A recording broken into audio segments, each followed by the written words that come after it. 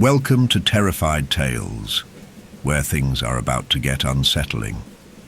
Before we dive deeper into the darkness, make sure to like and subscribe. Let us know where you're listening from and what time it is. Are you brave enough to be here at night? Now, relax and let the fear take hold. Story 1. The Cascade Mountains in Oregon stretched across the land like a fortress of ancient stone, a place where even the sun hesitated to find its way through the towering trees. The dense woods, home to rustling leaves and the distant calls of wildlife, always held an air of mystery. That night, however, the mountains felt different. A weight pressed heavily against the land, as though the mountains themselves were holding their breath in anticipation of something unnatural. A group of 5 campers had set out on a journey to escape the noise and bustle of the outside world, hoping to spend a quiet weekend in the wilderness. They were seasoned hikers, experienced in navigating treacherous terrain. But this time, they chose a more isolated patch of the forest, far from the common hiking paths. The dense thicket made it harder to get lost, but that was part of the appeal. There was a sense of peace in the seclusion, an undeniable tranquility that came with being utterly alone in the mountains. For a time, the forest seemed almost to welcome them. The air was thick with the scent of wet pine and damp moss, a fragrance so raw it seemed to settle into their lungs. As the sun dipped below the horizon, a chill crept into the air, the night's embrace settling around them like a shroud. The storm began slowly, a distant rumble in the sky that seemed to grow louder with every passing minute. The campers, unfazed by the coming weather, continued their work setting up camp. The glow of their campfire flickered in the growing darkness, casting long shadows against the trees. Their tents were pitched with precision, their equipment checked and rechecked, all routines they had done 100 times before. But something was different. They didn't notice it immediately. Not at first. It was subtle, like a change in the air, a feeling that the forest was watching them, but that wasn't something they could articulate. It was a low hum in the back of their minds, a lingering discomfort that gnawed at the edges of their thoughts, but they shook it off, attributing it to the growing tension in the air. By the time the storm had fully arrived, the rain was falling, in sheets, each drop hissing against the ground with a violent force. The fire crackled in defiance of the downpour, sending sparks into the air that scattered like embers caught in the wind. The wind howled between the trees, its mournful wail echoing through the forest, as though the wilderness itself was alive, and it wasn't pleased with the intrusion. "You'd think we'd get better weather for a weekend getaway," Sarah said, her voice rising above the wind. She held up a damp log and tossed it onto the fire. Her words were forced, a thin attempt to keep the mood light. She'd been quiet for most of the afternoon, withdrawn into herself, something none of her friends had been able to put their finger on. "I'm just glad we're here, away from everything," Mike said. He was the most optimistic of the group, always pushing the others to explore further, hike higher, go deeper into the wild.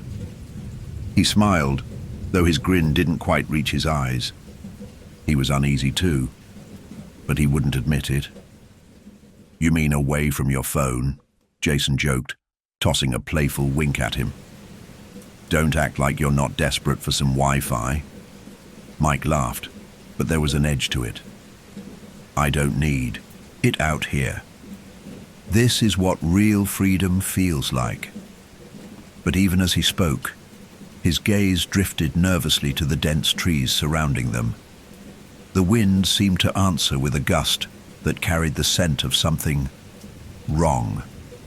The storm roared overhead, lightning flashing in jagged lines across the sky. The fire sputtered under the rain, its flames momentarily dimming before roaring back to life. They huddled closer around the fire, the warmth of it a faint comfort against the growing cold. "You know," Jason continued, "I heard this place is cursed. They say people go missing out here all the time, hikers, campers. Sometimes they just vanish without a trace, just gone. He laughed to mask the nervous tremor in his voice.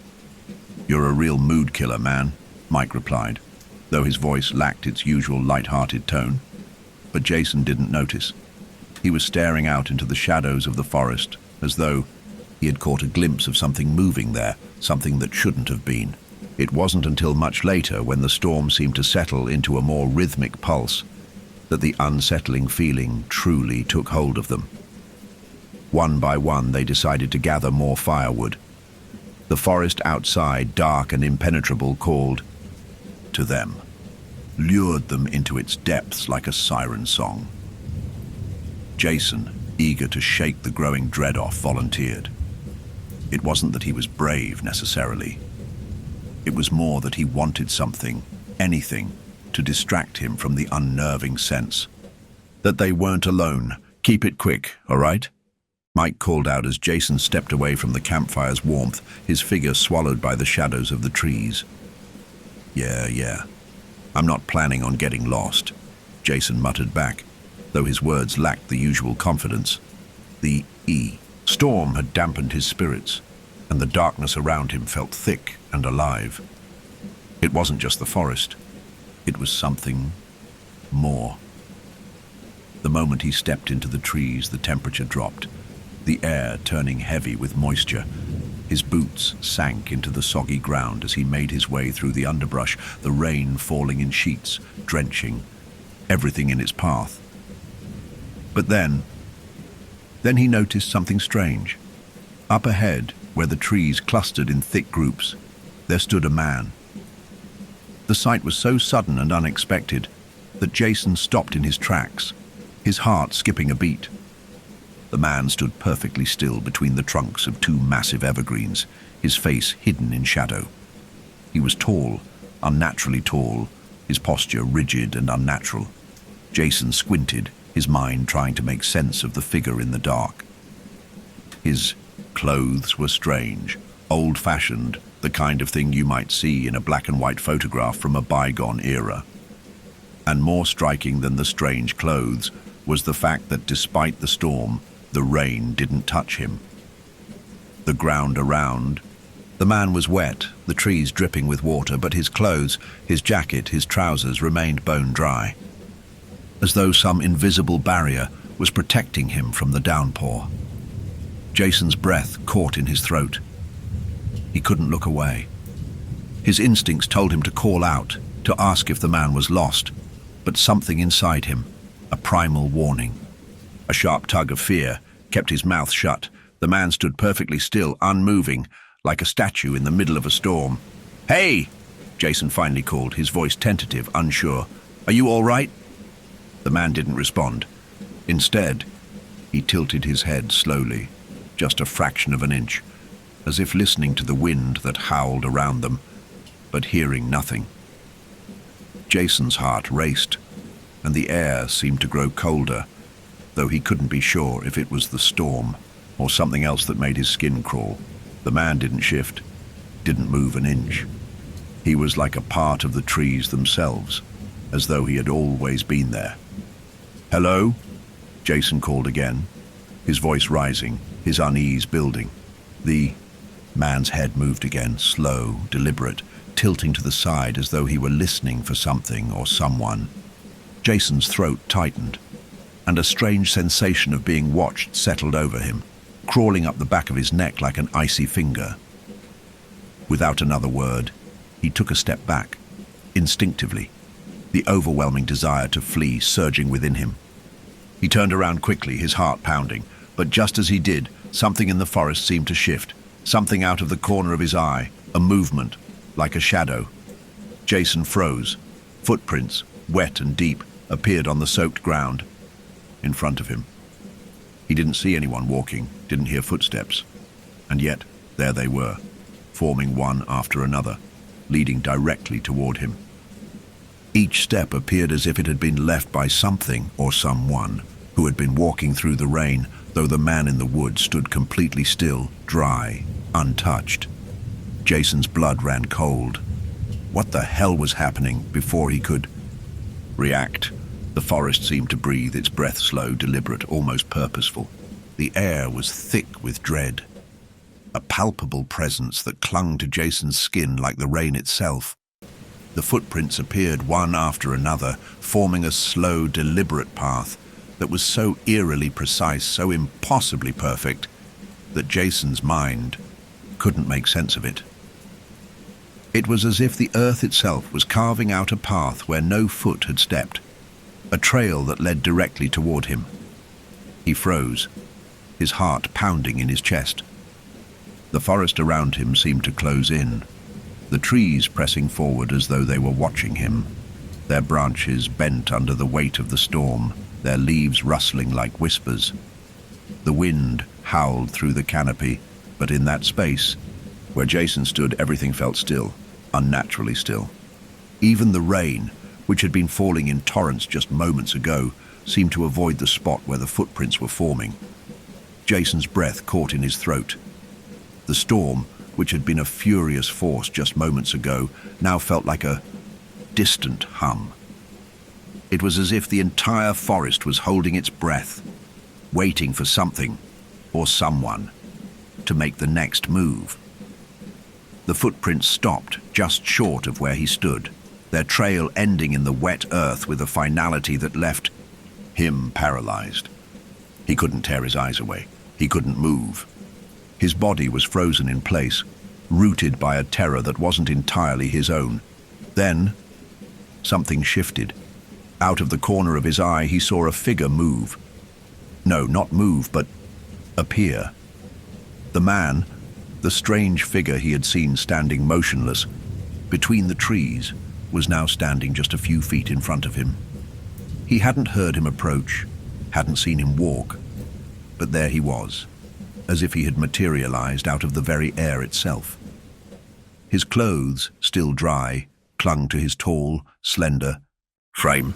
His face, still hidden in the shadows, remained unreadable.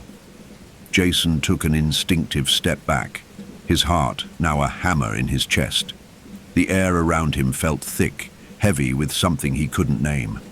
Fear twisted in his gut as the figure tilted his head again, that slow, deliberate motion that felt so unnervingly human. "Who are you?" Jason's voice cracked, barely above a whisper, as he tried to make sense of the surreal scene before him.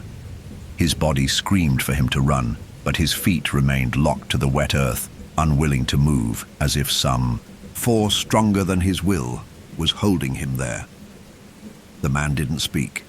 Instead, he took one slow, measured step forward, his gaze still hidden by the shadows of his hood. Jason's breath hitched, his pulse quickening as he felt the air around him grow colder, an unnatural chill that sunk deep into his bones. The storm, relentless in its fury, raged on around them, but Jason could hear nothing but his own heartbeat in his ears. The man's presence filled the space between them, a silent, suffocating weight that pressed down on him, squeezing the very air from his lungs. And then, without warning, the man spoke. "It's not the rain you should fear." His voice was low, gravelly, like the sound of stones scraping together, distant, yet eerily close. "It's what's beneath it." The word sent a shiver crawling down Jason's spine, an icy finger that ran the length of his back. He opened his mouth to speak, but no sound came out. The figure before him seemed to grow taller, the shadows around him deepening, obscuring his features even more. Jason could feel his breath catch in his throat, his stomach turning. What did that mean? What was beneath it? Beneath the rain, beneath the storm, beneath the forest. The man stepped closer still, his movements smooth, as though he were gliding across the wet ground. Jason's legs trembled, but he still couldn't move, couldn't escape. The figure stopped just in front of him, and Jason's body screamed for him to run, to get away, but the words, the warnings, the footsteps, everything he had seen had left him paralyzed. There was something in that figure, In those eyes that were hidden from him, something ancient that made every part of him scream to leave. But it wasn't just the man that scared him. It was everything.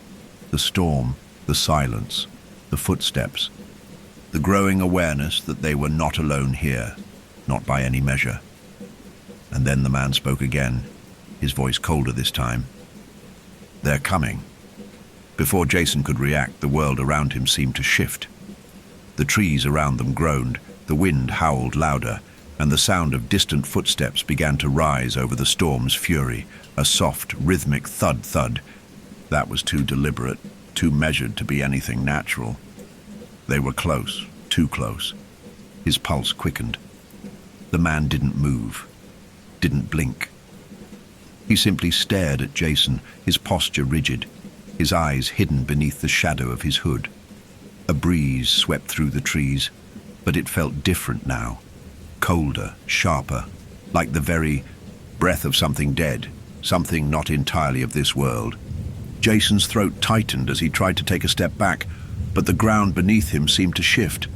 He could feel the earth tremble ever so slightly, as though something was moving beneath him. His legs quivered with the instinct to flee, to escape, but his body refused to obey. He could only stand there, frozen in place, watching as the man in front of him stood still, a monument of eerie calm amid the growing chaos. Then, suddenly, the sound of footsteps grew louder. They weren't just a distant echo anymore. They were real, tangible, and they were coming closer. Jason couldn't pinpoint where they were coming from, but they were everywhere. In front of him, behind him, circling him. The rhythm of the steps was inescapable, relentless. It was like a drum beat, a countdown. The wind howled louder, the storm raged harder, and the trees around them began to creak and groan, as though they too were afraid. Jason's chest tightened, his hands trembling at his sides. He could see it now, the faintest of shapes, flickering between the trees, moving in sync with the footsteps. They were coming for him. The man in front of him tilted his head once more, his eyes still hidden in shadow. And then, with a suddenness that took Jason's breath away, the figure moved, fast, too fast for his mind to process. The figure reached out, a hand gripping Jason's arm with a force that felt unnatural, cold, like the touch of death itself. Jason gasped, his entire body shaking as the world around him blurred. He tried to pull away, but the grip only tightened, and the footsteps grew louder still. The storm raged, the wind howled, the footsteps echoed in his ears, and all Jason could do was stand there, staring at the figure that had appeared from the depths of the forest, that had spoken of things that shouldn't exist. The grip on his arm felt like iron, cold as a grave, and then, in a voice that sounded too much like a whisper from beyond the grave, the figure spoke again. "They're already here." Jason's heart pounded in his chest as the grip on his arm tightened, the chill of the stranger's fingers seeping through his jacket into his bones. It felt like ice, a dead, unnatural cold that didn't belong to this world. The words that escaped the figure's lips, "They're already here," reverberated in Jason's mind like a death knell. He tried to scream, to shout for help, but the words caught in his throat, strangled by the overwhelming sense of wrongness that surrounded him. The storm raged on, the wind howling like a wild beast in the distance, but there was something else, something closer, something more dangerous. The ground beneath him shifted again, tremoring slightly with every step of the approaching footsteps, now growing louder, more synchronized. The unnatural rhythm filled the air, cutting through the chaos of the storm, as if it were the beating of some colossal heart. Jason jerked his arm, trying desperately to break free from the man's hold, but the grip only tightened, and the shadows around him seemed to grow deeper, more oppressive. The forest had turned into something else, something alive, its breath sharp and cold, like it was inhaling the very life out of him. His eyes darted around, frantic, searching for any sign of movement, any sign of his friends. But there was nothing, only the looming dark of the forest pressing in from every side. The trees, once comforting in their height and majesty, now felt like towering sentinels, watching him with cold, lifeless eyes. The ground beneath him felt wrong. It was soft, too soft, like the earth was giving way beneath his feet. And then suddenly, a flicker of light appeared in the distance, faint, small, and flickering, like a candle in the wind. The campfire, the familiar orange glow that had once felt so warm and inviting, now seemed a beacon in the distance, a place of safety that was slipping farther away with every passing second. It was too far to run to, too far to reach. The footsteps were closing in, the rhythm of them growing louder and louder, their source still unseen. Jason's breath hitched as the figure in front of him spoke again, its voice low and rasping, as though it had been forged in the deepest recesses of the forest. Do you hear them? They never stop. They're always here. Jason's pulse raced, panic seizing him in a cold grip. What do you want? What are you? His voice shook, desperation threading through every syllable. The man's head tilted slowly to one side, his gaze still hidden beneath the shadow of his hood. For a moment, Jason thought he might respond, but instead, the figure's lips parted just enough for a single word to escape. The hollow. The word was like a curse, a guttural, ancient sound that sent a chill down Jason's spine. He opened his mouth to ask more, but before he could speak, a loud crack echoed through the trees, followed by a chorus of other sounds. Too many to count, all sharp and unnatural, like the breaking of bones or the twisting of metal. The footsteps, once a soft rhythm, now sounded like a march, an army of something coming closer.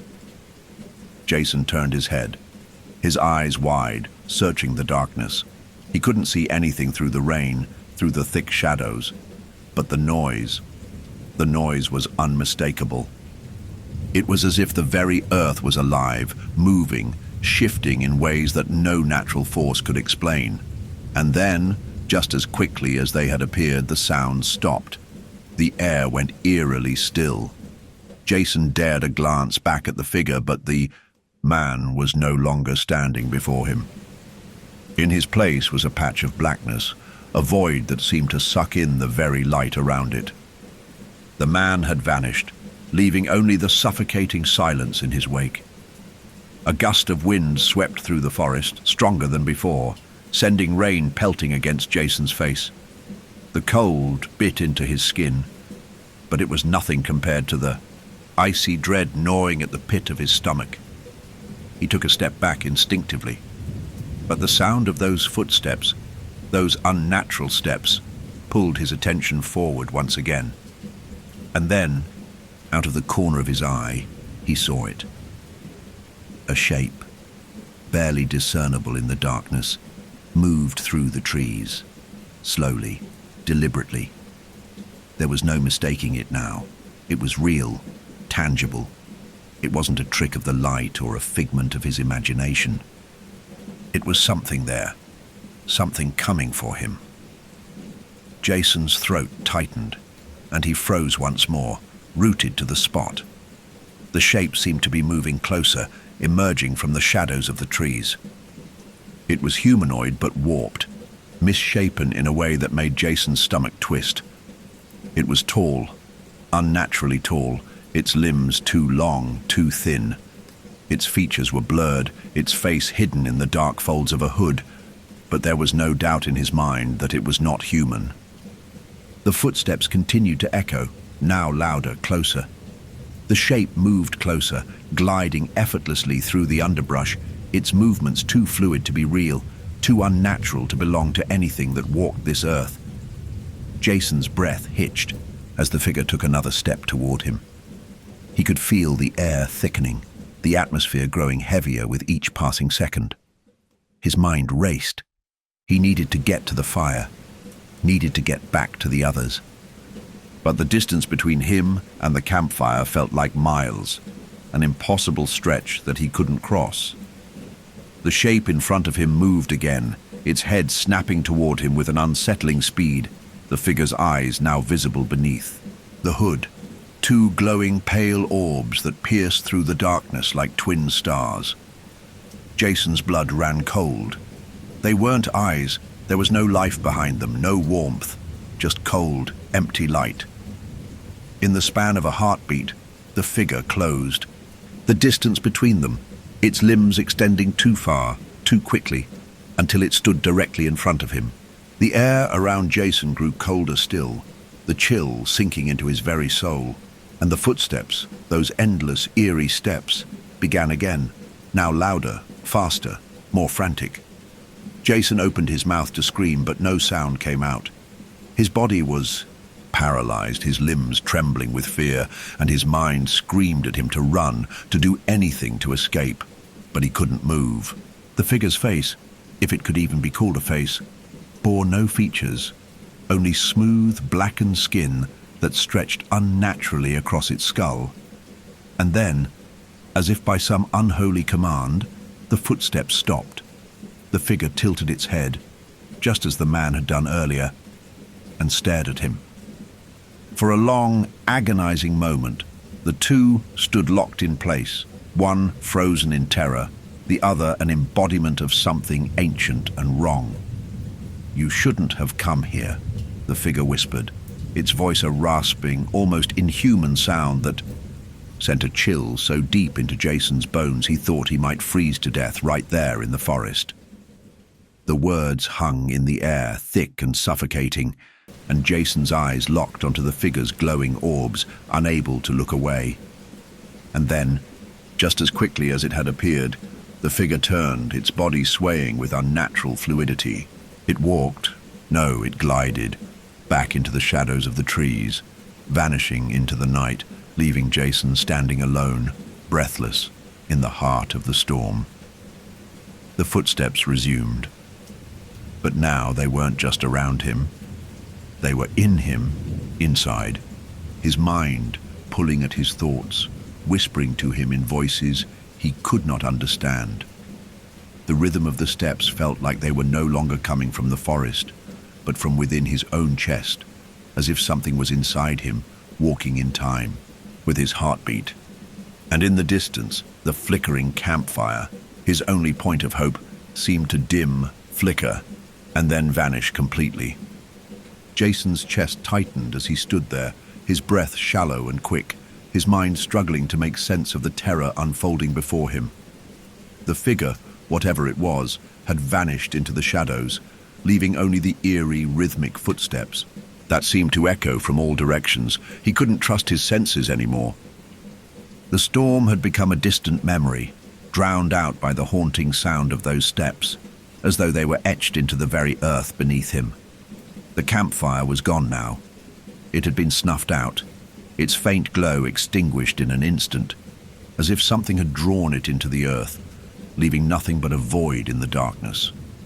The stillness was suffocating, and the storm had become nothing more than an afterthought, drowned by the overwhelming presence of the hollow, the empty space that had taken hold of the forest. Jason's legs shook violently, the adrenaline coursing through him, yet his body refused to move. His feet felt as though they were sinking into the earth, as if the very ground was reaching up to swallow him whole. The footsteps, those relentless, unnerving steps, grew louder again, but this time they felt closer. A flash of light illuminated the dark forest, lightning, the violent cracks of it splitting the sky in jagged lines. For the briefest of moments, the trees around him seemed to shift, their shapes distorted by the flickering light, as if they were bending toward him, leaning in with a dark, predatory hunger. Jason's heart pounded harder, and a surge of panic rose in his throat. He needed to get back to the others. He needed to find them. But the shadows around him felt like they were closing in, each step echoing like a death knell, louder and more frantic with each passing second. "Mike!" Jason called, his voice breaking through the suffocating silence, but it was barely audible above the storm's fury. "Sarah! Jason! Where are you?" No answer came. The footsteps paused, and then the forest responded. It was a sound, like nothing Jason had ever heard before. An ancient, gurgling, choking noise, low and guttural, like something alive but not quite human. It seemed to come from all directions at once. The trees seemed to shudder at the sound, their branches swaying violently in the wind, as though the forest itself was trembling. A figure appeared from the darkness, this time closer than before. Jason's heart skipped a beat as he saw it, a silhouette like the others, but different. It was taller, thinner, its limbs long and unnaturally elongated. Its movements were fluid, like liquid shadows weaving through the trees. But the most disturbing part, its face was a mask of nothingness, a blank void where eyes, a nose or a mouth should be. It was the absence of all things human, a blank slate of nothingness, and yet it was the most terrifying thing Jason had ever laid eyes upon. The figure moved toward him, its footfalls now no longer a steady rhythm, but a chaotic clamor, as though the earth itself was trying to swallow them whole. Jason could feel the ground tremble beneath him, feel it in his chest like an earthquake, an unnatural vibrating hum that seemed to come from deep within the forest. In the distance, the faint sound of voices, his friends, screamed out in terror. Their cries were weak, muffled, as though they were far away, yet impossibly close. Jason's heart lurched in his chest. He could hear the fear in their voices, but they were too far to reach. The figure stepped closer, its head snapping unnaturally. The void where its face should have been shifting like liquid smoke. The absence in its form felt alive, like it was consuming the very light around it, absorbing everything in its path. Jason wanted to run, to scream, but his legs refused to move. The weight of the hollow, of the thing before him, pressed down on him as though the air itself had thickened and become a prison. Then, as suddenly as it had appeared, the figure stopped. It turned away from him, its body folding in on itself like paper crumpling, its limbs stretching impossibly long.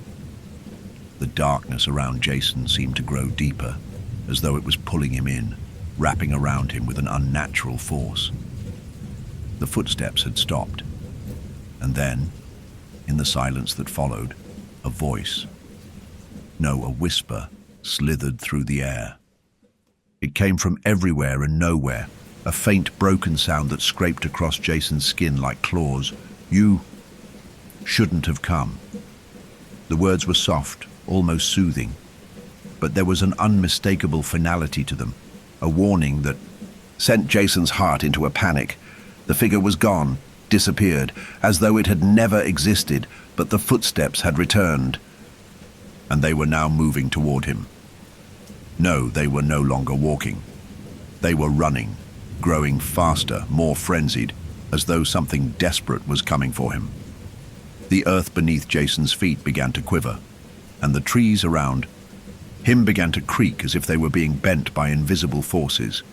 A feeling of dread, of hunger filled the air, so thick that Jason could taste it on his tongue.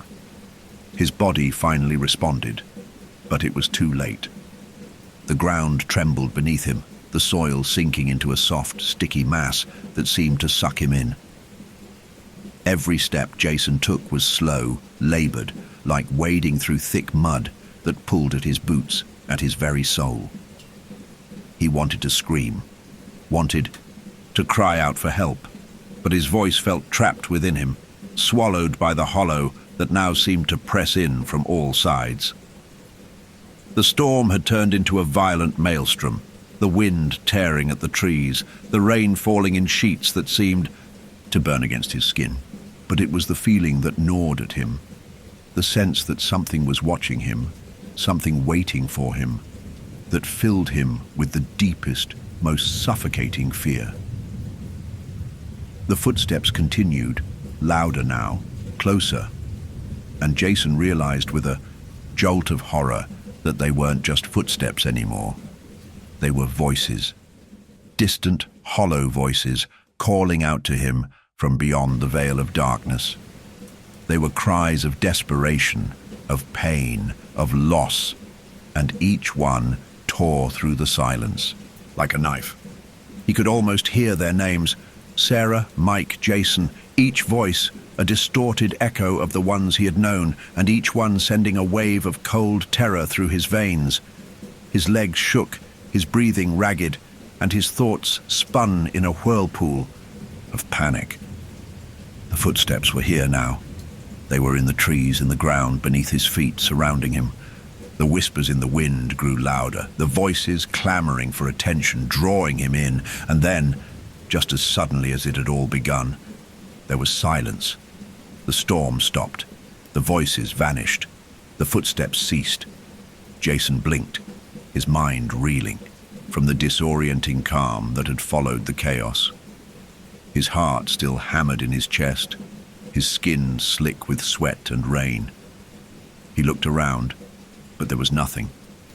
Nothing but the dense forest stretching out before him, the trees standing, still and silent. The world felt hollow, empty, as though it had been erased.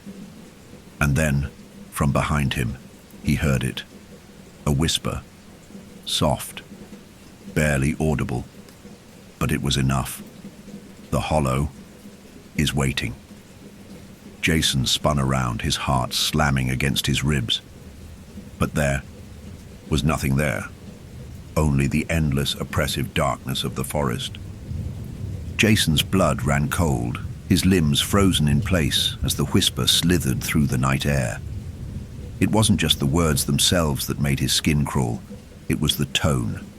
The voice was soft, almost pleading, like it had been waiting, trapped for so long that it was now at the edge of madness.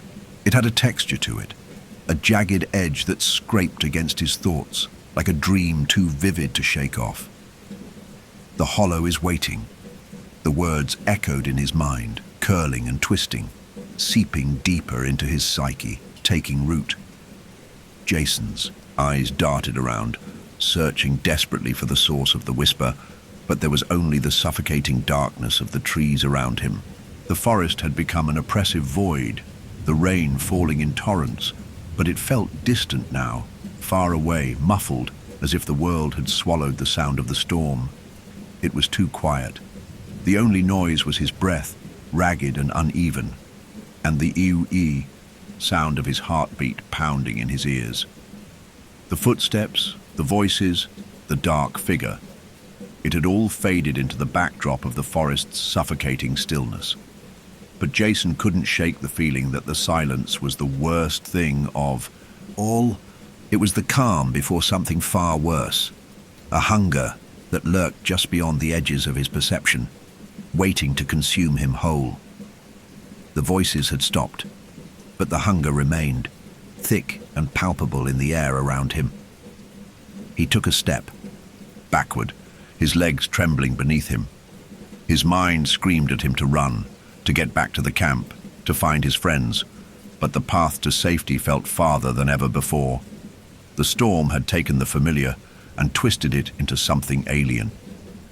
The trees were no longer his protectors.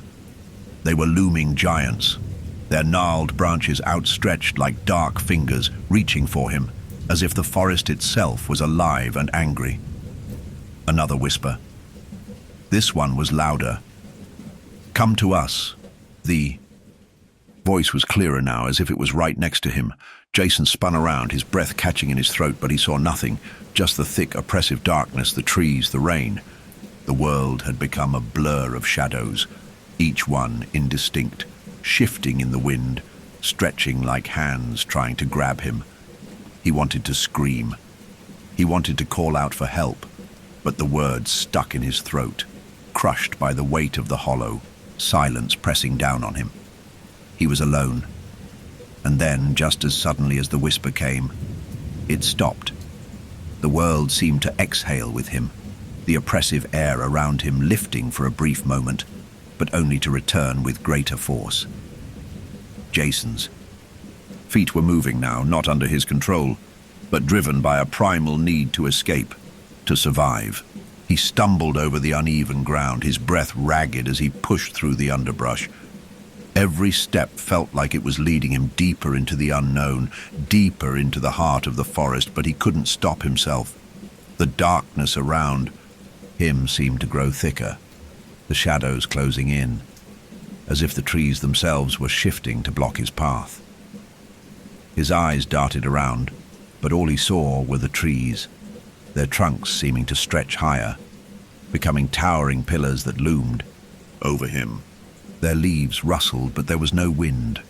There was only the sound of his own frantic breathing and the sickening, rhythmic thud of his heart. Then the voices returned.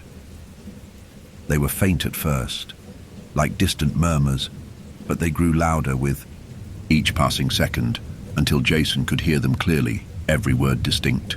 There were dozens of them, all speaking at once, all whispering the same thing. The sound was disorienting, a chorus of twisted voices, each one laced with fear and desperation. Come. Closer. It was then that Jason realized the truth. The voices were not in the trees, they were not in the air, they were inside his head. The realization hit him like a slap. The forest was alive, but not just with the physical presence of the trees and the creatures that lived within it. It was alive with something far darker, far older, something that fed on the fear of those who dared to enter its domain, something that twisted the very fabric of reality around them, distorting what was real and what wasn't. And now it was feeding on him. Jason's pulse quickened as the realization set in. He wasn't just lost in the forest, he was trapped in something far worse, something that would not let him leave. The Hollow was more than just a place. It was an entity, a malevolent force that fed on the fear and the confusion of anyone who stumbled into its depths. It was ancient, older than the forest itself. It had no shape, no form, only the desire to consume, to devour, to twist. The footsteps returned again, but this time they were accompanied by something else, voices, disembodied and distorted, that called to him from every direction. He could no longer tell where they were coming from. They surrounded him, whispered his name in 1,000 different tones, pulling him in from every side. His name, his fear, his desperation, all of it feeding the Hollow's insatiable hunger.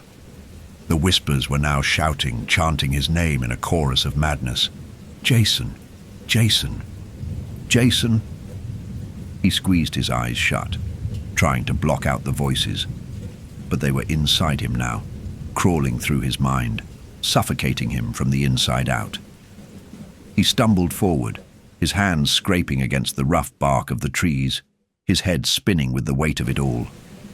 He couldn't tell which way was forward, which way was backward. All he knew was that the Hollow was closing in, and it was hungry. Then, through the swirling darkness, a figure appeared. At first, it was just a shadow, a movement in the corner of his eye, but it grew clearer with each passing second. A tall figure, tall like the others, but this one was different. This one felt different.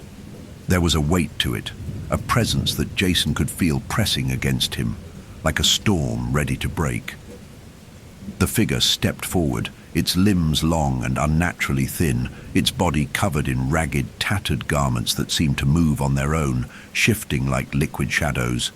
Its face, if it could even be called a face, was hollow, an empty void where eyes should have been, just like the others. But this one was closer.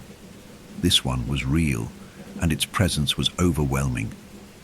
Jason's breath hitched as the figure's head snapped toward him, the void where its eyes should be staring into his soul. It moved toward him, its steps slow, deliberate. It wasn't chasing him. It was waiting, waiting for him to come closer, waiting for him to submit. The voices swelled to a deafening crescendo, filling his head with their cries, their demands. His legs shook, but the pull of the figure was undeniable. It was drawing him in. He could feel it, an invisible thread that connected them, pulling him closer, inch by agonizing inch. But just as he was about to take a step forward, something snapped inside him. No. The word was a silent scream inside his mind, a scream that rang out louder than all the voices combined. Jason tore his gaze away from the figure, his body jerking as he wrenched himself from the pull of its presence. He took a stumbling step back, his heart thudding so loud in his chest that it drowned out everything else. The figure didn't move. It didn't need to. The ground beneath Jason's feet trembled again. But this time, it wasn't the hollow. It was something else. Something far worse. The trees around him began to sway, their branches creaking and groaning as though something was tugging at them, pulling them, twisting them into something monstrous. And then, from the shadows, more shapes began to emerge. The ground beneath Jason's feet began to tremble more violently, as though the earth itself was stirring from some ancient slumber, awakening to devour him whole. The trees creaked and groaned, their trunks twisting in unnatural ways, their limbs stretching and contorting toward him like skeletal fingers. The wind, once a distant howl, now felt like a force with a mind of its own, pushing and pulling, wrapping around him in maddening spirals. Jason's heart was pounding in his chest, each beat a thunderous drum, drowning out all other sound. His legs trembled, his body aching with the weight of the terror that had consumed him. The whispers, those maddening, hollow voices, had become an endless roar in his head, their cries and demands growing louder, more insistent. It was as if the forest itself had become a living, breathing thing, a creature made of shadows and dread that wanted nothing more than to see him consumed. And still, the figure, that thing, remained before him. Its presence an overwhelming force, cold and dark, its hollow eyes unblinking, unwavering. The figure did not speak, but Jason could feel it. It was watching him, waiting for him to make a move, to give in to the terror that clawed at his mind. The air around him felt thick, suffocating, pressing in from all sides. He could hear the shuffling of footsteps, more than one set now, slowly encircling him, like the approach of an army of the dead. It was then that Jason realized the truth. The hollow wasn't just a place, it was a force, a hunger, a darkness that lived within the trees, in the very soil beneath his feet, a darkness that fed on the lost and the broken, drawing them into its depths until they were lost forever. A wave of nausea rolled over him. He wanted to run. He needed to run, but his body refused to obey. Every instinct screamed at him to escape, to break free from the suffocating grip of the hollow, but the darkness was too close. It was suffocating him, its icy fingers curling around his throat, pulling him into the very heart of the forest. He staggered back, his vision blurred with terror, but the figures continued to emerge from the shadows. One by one, they slipped into view. Tall, elongated forms, their bodies twisted and distorted in ways that made his stomach churn. They were all the same, all hollow, all empty, eyes void of life, but alive, in a sense. Alive with hunger, alive with need, and they were drawing closer. Jason could feel their presence now, all around him, the cold, oppressive weight of them pressing down on him like 1,000 hands, pushing him deeper into the heart of the hollow. He wanted to scream. He wanted to tear himself away, to run back to the safety of the camp, to find his friends. But he couldn't. His body wouldn't obey. The air was too thick, the ground too soft. The darkness was too deep. He took another step back, but his foot caught on something, a root, a branch, something that tripped him, sending him sprawling to the ground. He gasped, his chest heaving as he struggled to push himself up. But his arms felt like lead, his muscles locked with fear. The world spun around him, the figures closing in, their hollow eyes boring into him, their mouths twisted in silent hunger. They were speaking now, their voices rising in a low, guttural chant, a language Jason didn't understand but somehow felt deep within his bones. Their words were like poison, crawling through his mind, warping his thoughts, eroding his will. It was an ancient language, old, as old as the forest itself, and it was laced with the promise of doom. He squeezed his eyes shut, trying to block them out, but the words continued to echo, louder, sharper, like a drumbeat in his chest. Come closer. The earth trembled again. The trees creaked as though something was forcing its way up from beneath them, a dark presence rising from the depths of the forest. Jason's breath caught in his throat. It wasn't the trees. It wasn't the hollow. It was something worse. Something deeper. His body shook with the force of it, and then, through the sea of twisted figures, one stepped forward, a figure larger than the rest, taller, broader, its presence more overwhelming than the others. It stepped into the light, and Jason gasped, his heart stuttering in his chest. It was him, the figure from the beginning, the one he had seen standing motionless between the trees, dry and untouched by the storm. The one who had whispered the words that still haunted him. The one who had said, "They're coming." Now, standing before him, the figure was no longer just a shadow. It was no longer a distant, unsettling presence. It was alive, fully formed. Its clothes were tattered and worn, ancient and impossibly old, and yet they remained perfectly dry, untouched by the storm.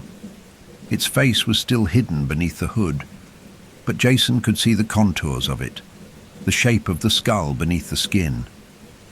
It stepped forward again, its movements slow, deliberate. Jason could feel the air grow colder with every step it took. He could feel it drawn to him, a predator closing in on its prey. The figure didn't speak. It didn't need to. Jason's mind reeled, but something inside him, something primal, began to understand. This was no mere man. This was no lost soul. This was the heart of the hollow, the entity that fed on the fear and confusion of those who entered its domain, and now it was feeding on him. The figure reached out, a hand so long and skeletal it seemed to stretch forever. Jason wanted to scream, but the words wouldn't come. His throat was dry, his chest constricting with fear, his vision blurred, his mind clouded with 1,000 conflicting thoughts. There was no escape. The hollow had claimed him. It had already claimed him. He didn't know how much time had passed. Was it seconds? Minutes? Hours?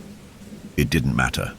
Time had ceased to exist here in the heart of the hollow, where darkness and fear were one and the same. The figure's fingers brushed against his cheek, cold, so cold, that it felt as if his skin were being frozen from the inside out. The chill spread like fire through his body, numbing him, paralyzing him. The world tilted, spinning, as Jason's mind began to slip away, pulled into the void with the rest of the lost souls who had fallen victim to the hollow. The figure leaned in, its breath a cold gust that smelled of damp earth and decay. Jason could feel it now, the hunger, the insatiable need that pulsed in the figure's very being, and then, in a voice that sounded like the wind itself, the figure whispered, "You are ours now." The world shattered. The darkness consumed him, and Jason, like all the others before him, became another lost soul, another whisper in the hollow's endless eternal hunger. Jason's world dissolved into a void, a place where there was no up, no down, no direction at all. The air around him was thick with the scent of damp earth, of decaying leaves, a smell so overpowering it made his stomach churn. He couldn't move, but he could feel it, the pull. The hollow was not a place, not merely an entity, but a consuming force that bled into everything. It was in his thoughts, in his soul, pressing in from all sides like a vice. His mind was fragmented, scattered into pieces too small to hold together. Memories, moments, his life ripped away piece by piece, leaving nothing but a cold, hollow emptiness. And through it all, there was the whispering. It wasn't one voice. It was thousands, Thousands of souls that had been claimed just like him by the hollow. Their voices echoed in his mind, swirling around him like an endless storm. Some were faint, like distant murmurs. Others were sharp and panicked, as though they had only just arrived. Each voice sounded different. Each one had its own timbre, its own pitch, but they all spoke the same thing. Help us. Get out. Save us. Don't stay. The hollow, it's waiting. Jason's body, though no longer his own, twitched involuntarily. He could feel himself there, in this place, trapped in the silence between the worlds. He wasn't sure if his eyes were open or closed, if he was still even alive. Time had no meaning here. He tried to scream, to call out, but his mouth didn't move. There were no sounds, only the whispers, the constant, unrelenting whispers that gnawed at his sanity. Suddenly, a sharp pain shot through his chest, like a heavy weight pressing on his ribs. It was familiar. Too familiar. The pain from the figure's touch, the coldness that had spread through him when its fingers had brushed against his skin, had never stopped. It was here now, deeper, more visceral, suffocating him from the inside. Out. The hollow was inside him, consuming his essence, his memories, his very soul. He tried to push against it, to fight, but the force of the hollow was overwhelming. The whispers grew louder, their words forming shapes, becoming clearer, more distinct. And then something changed. A voice. A single, powerful voice, cut through the madness, slicing through the other voices like a blade. It was deep, ancient, familiar. But it wasn't Jason's voice, it wasn't any of the lost souls' voices. It was something else, something that did not belong. You are not forgotten. The words hung in the air, reverberating like thunder in a storm. Jason's mind, already hanging by a thread, latched onto them, desperate for something, anything, that might help him make sense of what was happening. The voice wasn't comforting. It wasn't kind. It was ancient, full of power and malice, like the hollow itself had somehow spoken to him through the darkness. I remember you. The voice paused. I have seen you before. Jason's heart thudded in his chest. It was the man, the one he had seen in the forest, the one who had watched him, the one who had said, "The hollow is waiting." The realization hit him, like a wave crashing against the shore. He had always known deep down that there was something more to that figure, something he couldn't understand at the time. Now, in the grip of the hollow, everything was starting to make sense. It was the figure, the one who had been guiding him, luring him into this nightmare. It had always been watching, and now it was speaking to him, drawing him in further.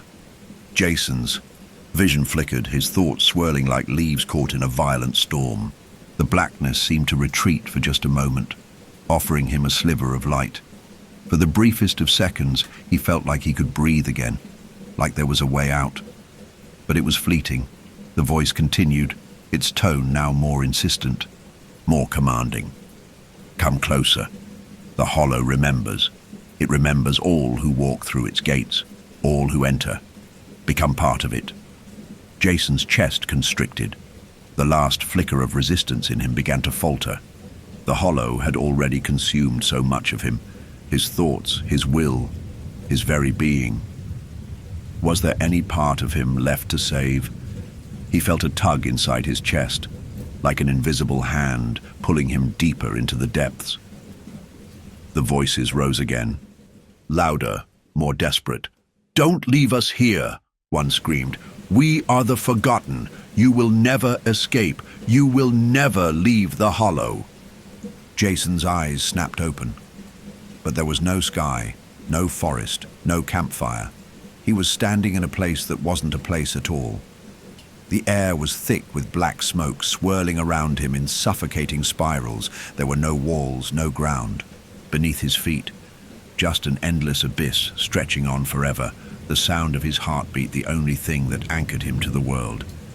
And then he saw them. Figures, shadows, shapes of people, or what had once been people, drifted past him in the smoke. Their forms were disjointed, broken, as if they were made of shadow and ash, clinging together in an endless cycle of suffering.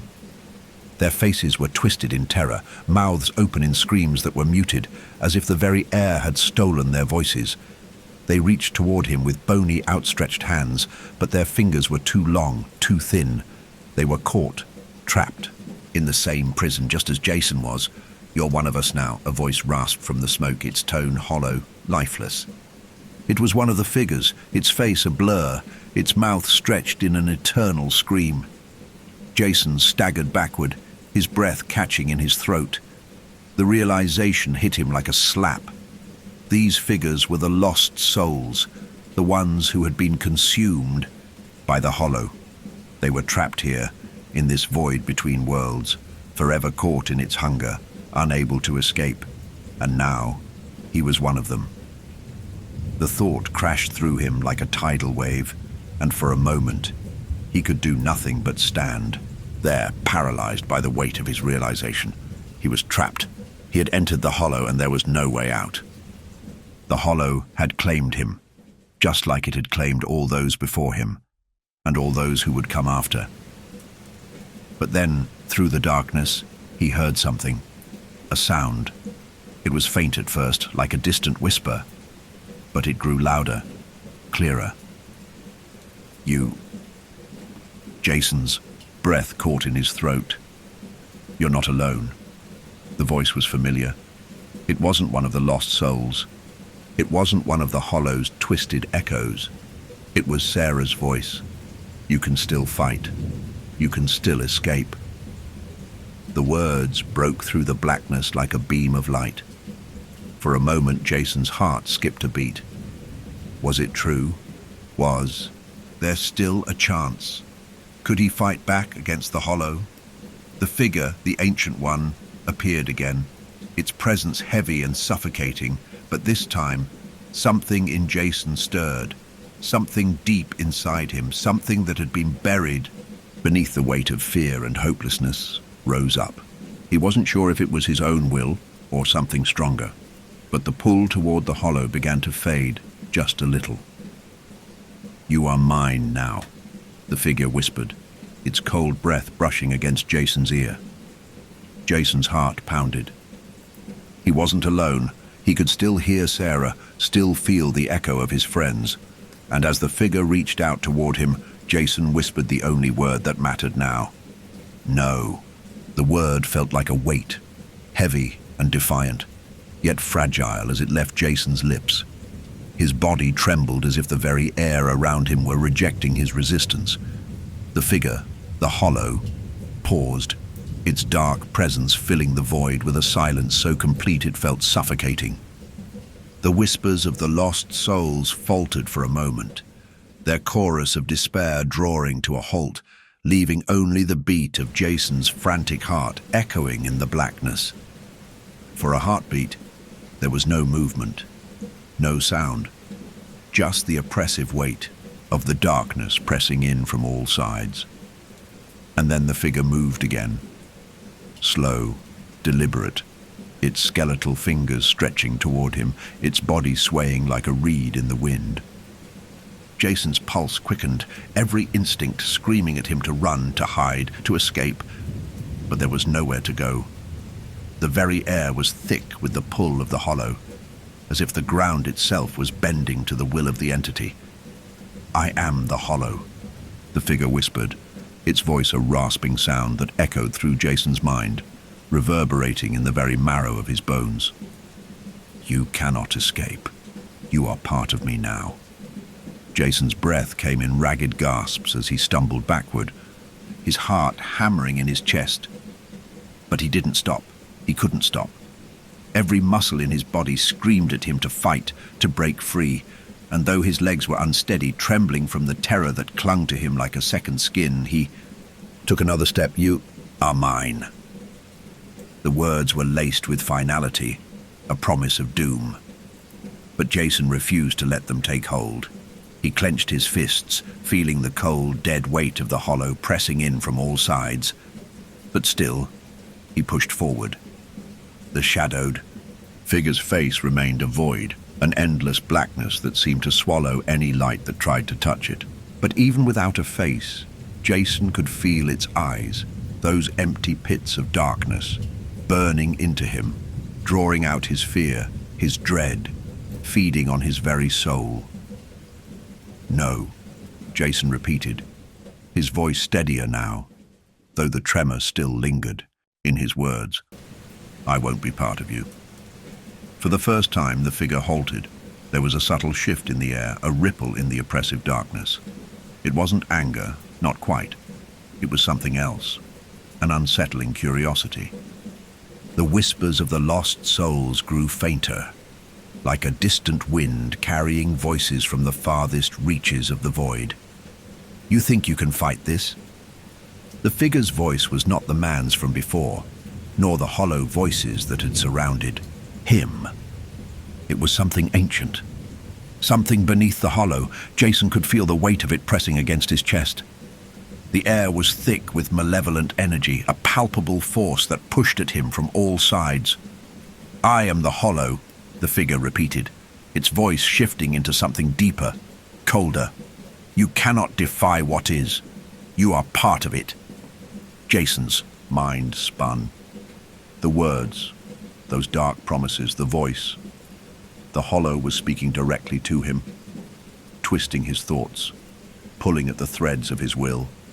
The force of it wrapped around him like a vice, tightening, squeezing, threatening to crush him beneath the weight of its presence.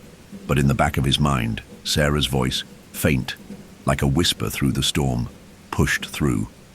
"You can still fight. You can still escape." Her voice was like a rope thrown down into the abyss, a lifeline pulling him back from the edge of the void. Jason clenched his eyes shut, digging his nails into his palms, as if the pain could anchor him to the world. He had to fight. He had to hold on. "I won't be like you," Jason gasped, his voice now a raw whisper. The hollow pressed closer, the figure reaching out toward him with long, skeletal fingers. But Jason dug in his heels, his breath shallow as the weight of the entity's power bore down on him. "I won't join you. I won't become one of the lost." A bitter laugh echoed from the figure, low and hollow, like wind passing through an empty grave. "You already have. Your soul is mine. You belong here. You will always belong to the hollow." Jason's heart raced, but in that moment something inside him cracked. Something deep within his chest, something that had been buried under layers of fear and doubt, broke free. The hollow's whispers, the figure's dark promises, they were fading, retreating, as his defiance began to take root. The pull of the hollow was weakening. His fear still clung to him, but now it was his fear, not the hollow's. And that gave him strength. "No," Jason repeated, more firmly this time. "You won't take me." The figure's form seemed to flicker for a moment, as though the air around it trembled. But it regained its shape quickly, like something alive, something that had a mind of its own. The force of the hollow pressed against him harder now, but Jason could feel something inside him pushing back. He focused on that, on the fact that he wasn't just a victim. He wasn't just a lost soul. The figure in front of him tilted its head, that familiar, unnerving motion that had haunted him from the moment they first met. But now Jason wasn't afraid. He wasn't running. "You think you can escape?" the figure growled, its voice no longer cold and impassive, but sharp, almost desperate. "There is no escape from the hollow. It is everywhere. It is everything. You cannot fight what is inevitable." Jason shook his head, his body still shaking from the intensity of the hollow's presence. But he stood his ground. "I can't leave yet. Not until I find them." The figure seemed to pause, a ripple of confusion passing over it. "Find them?" it repeated, as though it had never considered the possibility that Jason was not alone in this place. Jason swallowed hard, every breath a struggle against the weight pressing in on him. My friends, they're still here. I'm not the only one trapped in this place. There's still a chance. A low growl emanated from the figure as it slowly stepped closer, its skeletal limbs bending in grotesque ways, as if the very essence of its form was trying to twist itself around Jason to encircle him. You think they are still here? It hissed. They are lost. They are gone. Just like you will be. Jason's chest tightened. The figure's words were like nails scraping across his mind, but he fought against them. He had to. He couldn't let the hollow take them too. He couldn't let it have them, just like it had claimed so many before. No, Jason said, his voice low but strong. They're not gone. They're still out there. I'll find them. A pause. The figure loomed over him, the void where its face should have been watching him. Its presence grew more oppressive, colder, but Jason stood his ground, his will, his defiance, becoming a shield. You will never escape, the figure warned. You will never find them. You are mine. All of you are mine. Jason looked up, the figure's twisted shape filling his vision, but he didn't flinch. He didn't look away. The hollow was powerful, it was ancient. It had consumed many souls before him, and it would consume many after, but not today. I'm not yours, Jason said, his voice a whisper of defiance, but it carried a power that even the hollow couldn't ignore. Not yet, not ever. With a final breath, he turned and bolted into the darkness, the hollow's presence following him, but now he wasn't alone. Jason's legs moved faster than they ever had before, driven by a force he couldn't entirely explain. His heart raced, his breath shallow and quick as his feet pounded against the unseen ground beneath him. The darkness of the hollow pressed in from all sides, thick and suffocating, but now there was something different. There was purpose in his movements. He wasn't just running for his life. He was running toward something, toward hope, toward the chance of salvation. The figure, the embodiment of the hollow, had been close, too close, and Jason had felt the tendrils of its power wrapping around him, threatening to pull him back into its grasp. But now, in the wake of his defiance, there was a crack in the suffocating dark, a sliver of something different. The whispers, which had once filled his mind with despair, now felt distant, like the faintest echo of something far away. The weight of the hollow's power seemed to recede, just enough for him to breathe. He had to keep moving. His mind raced, images of Sarah, Mike, and Jason flashing in his thoughts.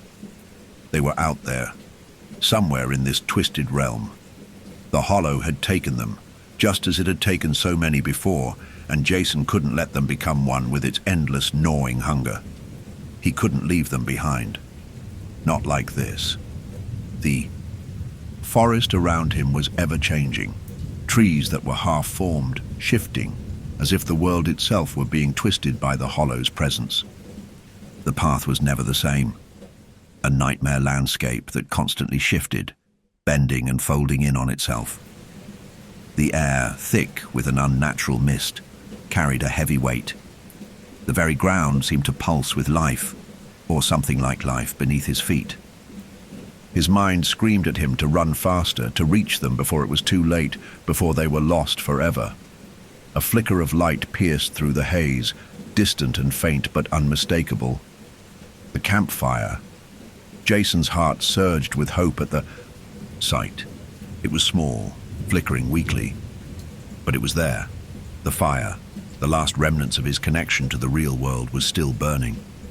He wasn't alone in this place. With renewed strength, Jason pushed forward, the hollow voices fading behind him, growing quieter, weaker, but still present, like a constant hum in the back of his mind. It won't matter.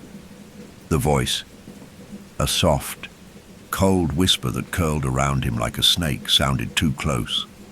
Jason's breath caught in his throat as he spun around, eyes wide in the pitch-black surroundings. He couldn't see the figure, but he felt it. Its presence loomed at the edges of his mind, the air growing colder, the darkness darker. "You can't outrun the hollow," the voice rasped, its tone deep and ancient, the words like nails scraping across stone. "You will never escape." Jason's heart thudded in his chest, but he couldn't afford to stop. He couldn't give in. He had come too far. The fire, the others were close. "We are everywhere," the voice continued, its words sinking into Jason's soul. "You cannot outrun your fate. You cannot fight the inevitable." Jason clenched his fists, shaking off the voice's grip on his mind. He wouldn't let it consume him. The figure, the hollow, it was trying to drag him back. But the spark of hope, that thread of defiance that he had found in the depths of the darkness, still burned within him. It was fragile, but it was real. "I won't give up," Jason said aloud, the words barely a whisper, but they carried weight. "I won't be one of you." The air around him seemed to still for a moment, as if the hollow was considering his defiance. But then, in the stillness, Jason heard it, the faintest of sounds, barely perceptible, but unmistakable. A voice. Cry for help. "Jason!" His heart leapt in his chest. "Sarah! Sarah!" Jason cried out, his voice cracking with urgency. The cry, soft, distant, but unmistakable, came from the direction of the campfire. It was her voice, strained, desperate. He knew it. His legs moved faster, carrying him toward the flickering light. The air thickened again, as if the hollow was reacting to his defiance. But Jason pushed through it, his mind focused on the voice that called to him from the distance. The path ahead seemed to grow clearer, less twisted, like a way had opened up for him. The fire, his friends were there, just ahead. He could almost see them now, their forms faint shadows against the distant glow. The firelight danced in the wind, casting eerie shadows on the trees. His heart pounded louder in his ears. They were real. They had to be. "Jason!" Sarah's voice came again, a little louder this time. She sounded weak, like she was fading, like the hollow was pulling her back into its depths. But she was still there. They were still there. "Don't stop, Jason." Her voice broke through the haze. "You have to find us. You have to..." The sound of her voice was cut off suddenly, the sharp, unmistakable sound of something else. Something unnatural interrupted her cry. Jason's breath caught in his throat. "No," he whispered, a shiver running through his body. "No, not again. Not like this." He could feel the hollow closing in again, its dark presence pressing on him like an invisible weight. The footsteps, the whispers, they were back, louder now, and more frantic. The forest seemed to come alive with them, the trees swaying in the wind, the ground pulsing beneath his feet, as if the world itself was shaking with hunger. The fire. Ahead flickered, its light faltering as the shadowy figures appeared, moving through the trees like specters. They were getting closer. The hollow was closing in. "No," Jason said, his voice shaking now, but determined.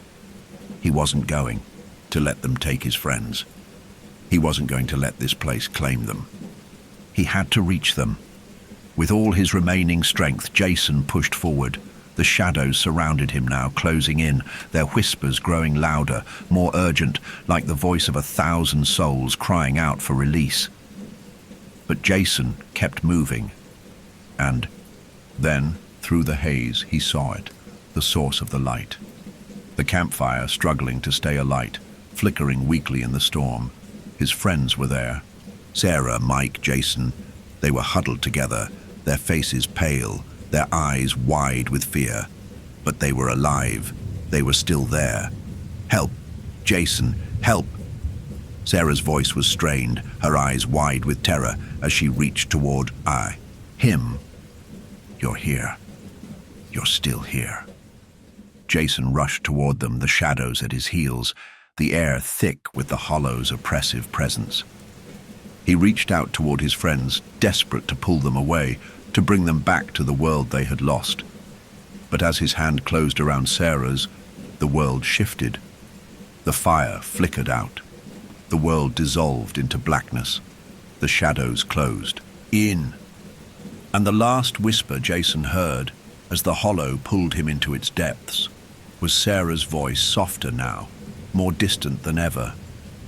"You can't escape." Jason awoke with the sensation of falling, not through air but through memory. A dizzying descent, flashes of faces, a photograph in the rain, the sound of firewood snapping, the smell of wet earth, sharp like copper. Then darkness again, when... His eyes fluttered open. There was no camp, no storm, no sign of the figures that had chased him through the twisting nightmare of the hollow. He lay on cold stone, smooth and slick beneath his fingertips. Overhead, a ceiling of fog twisted like pale smoke. There was no sky, no sun, just an endless shroud of grey. The air was thick with moisture, but no rain fell. And yet, he heard that soft, steady sound of rainfall all around him. Only, it didn't touch him. The silence, once overwhelming, had changed. Now it felt intentional, like something was holding its breath. Jason sat up slowly, his body aching, his mind fogged. He blinked the haze from his vision and saw that he wasn't alone. Carved into the stone around him were faces, hundreds of them, worn down by time, some cracked, others eroded to empty sockets and grim smiles. Not statues, impressions, as if something had pressed itself into the stone and left behind only its shape. A memory, each face was different, yet everyone was twisted in the same way. Wide-eyed, mouths frozen mid-scream, as if captured in their final gasping moment. Jason's breath hitched. The stone beneath him was a graveyard of the forgotten. Not buried, but etched, trapped in the hollow's design. He scrambled to his feet. His voice trembled. Sarah. It came out softer than he meant, but the name echoed strangely across the stone, too long, too loud, like it was being repeated. By a mouth not his own, he turned and froze. At the far end of the platform stood a figure, tall, still and dry, though the ever-present sound of rain swirled around him. Jason recognized it immediately. The man the rain doesn't touch. But this time, he was different. His back was turned, head bowed. In one skeletal hand, he held something small, delicate. Jason stepped closer. It was a photograph. Jason's knees weakened. It was one of his. The group photo they'd taken right before setting out into the Cascades. Mike laughing, Sarah flashing a peace sign, Jason himself grinning awkwardly into the lens. The man held the photo as if it was something precious. Sacred, his thumb tracing the edge, and then he spoke. But it was not in a voice. It was in Jason's memory. A place long buried cracked open inside his mind, and a vision spilled out, vivid and sharp. A boy, 8 years old, watching his father disappear into the woods during a camping trip. A storm, a search, no answers. Only the sound of rain that never stopped. And a man standing between the trees, perfectly still, dry as bone. Jason staggered backward, gasping. It was real. That moment, he had forgotten it. Buried it, but the hollow remembered. "You called him back," a voice rasped. Jason spun to face it. It wasn't the tall figure. It was another shape now, rising from the stone. A child. Pale, soaked, with hollow eyes that bled shadow. Its voice was wrong, as though borrowed. "You were the first to see him. You made a hole, a doorway. And now they all come through you." Jason stepped away, shaking his head. "No, that's not... No, I didn't." But the child only stared. Do you know why the rain never touches him? Jason's lips parted, but no answer came. The child whispered, "Because he isn't in the world." Lightning cracked across the grey ceiling above them, brief and soundless. "You're the tether," the child said. "The hollow needs someone, a memory strong enough to hold the door open." Jason backed into the carved stone wall, his breath coming faster. "Then shut it. Shut the door." The child tilted its head. "Would you seal it, if it meant losing them all?" Jason's chest tightened. "What?" The figures began to rise. Not the tall ones, not the watchers. His friends. Sarah, Mike, Jason. Their bodies formed from shadow and memory, flickering like candlelight. Their eyes found his, wide with fear. But something was wrong, terribly wrong. They were fading, becoming less. Their mouths moved, but no sound came. "They're caught in your memory," the child said, stepping closer. "Your fear is the echo that binds them." No, they're real. I heard them. I touched them." "Did you?" the child asked softly. "Or did the hollow show you what you needed, so you'd stay long enough to feed it?" The three figures of his friends took another step forward. Sarah reached out. "Jason, don't let go." Jason's breath caught. "How do I get them back?" "Give the hollow what it truly wants," the child said. "And what's that?" Jason whispered. The child pointed. Behind the tall, still man. Jason turned slowly. There, where the platform fell away into an impossible black drop, was another carving in the stone. This one larger, deeper, older. It was his own face. Eyes wide. Mouth open, screaming. "You," the child said. "Your memory, your grief, that's the seed. Plant it and the door stays open." Jason shook his head. "I never asked for this." "No one does," the child replied. "But someone always opens the door." The tall man turned now, and Jason's blood ran cold. The photograph in his hand had burned to ash, and in its place, he held a mirror. Jason saw his own face in it, pale, eyes darkening. His breath fogged the glass.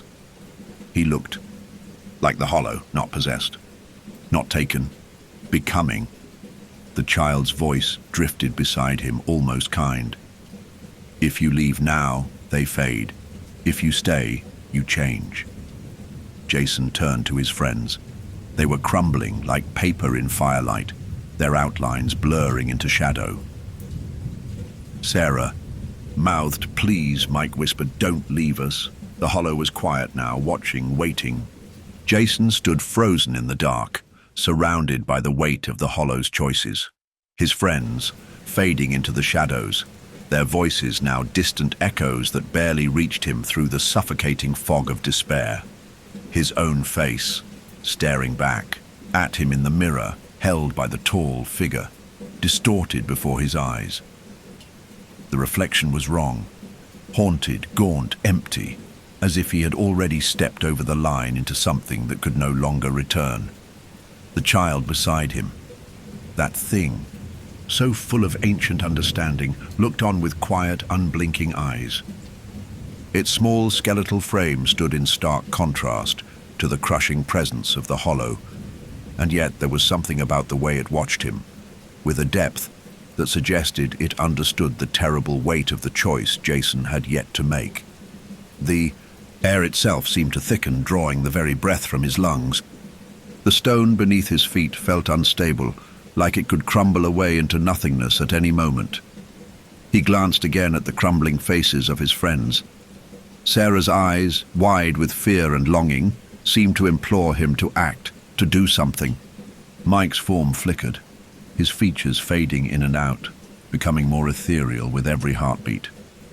Jason could feel the pull, the tug of the hollow trying to drag them back into oblivion, into the grasp of its dark hunger. The mirror in the tall figure's hand shimmered as if it were alive, its surface rippling with the passage of time. Jason saw himself in it, but it wasn't the Jason who had hiked with his friends. who had been full of laughter and youthful excitement. No, this face was older, wearied by suffering, darkened by memories he had buried long ago. There was grief there, regret, a loss that had never quite healed. His own reflection seemed to mock him, an embodiment of everything he had tried to forget.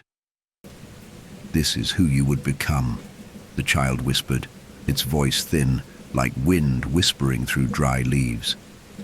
"This is the memory you hold, the one that tethers you to the hollow."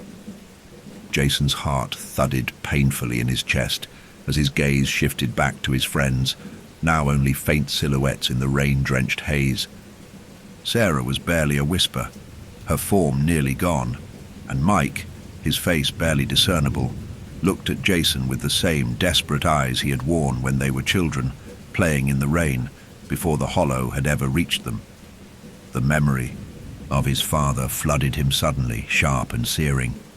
That camping trip when he was young, the sudden storm, the confusion, the loneliness as he stood there, staring into the trees, waiting for his father to come back.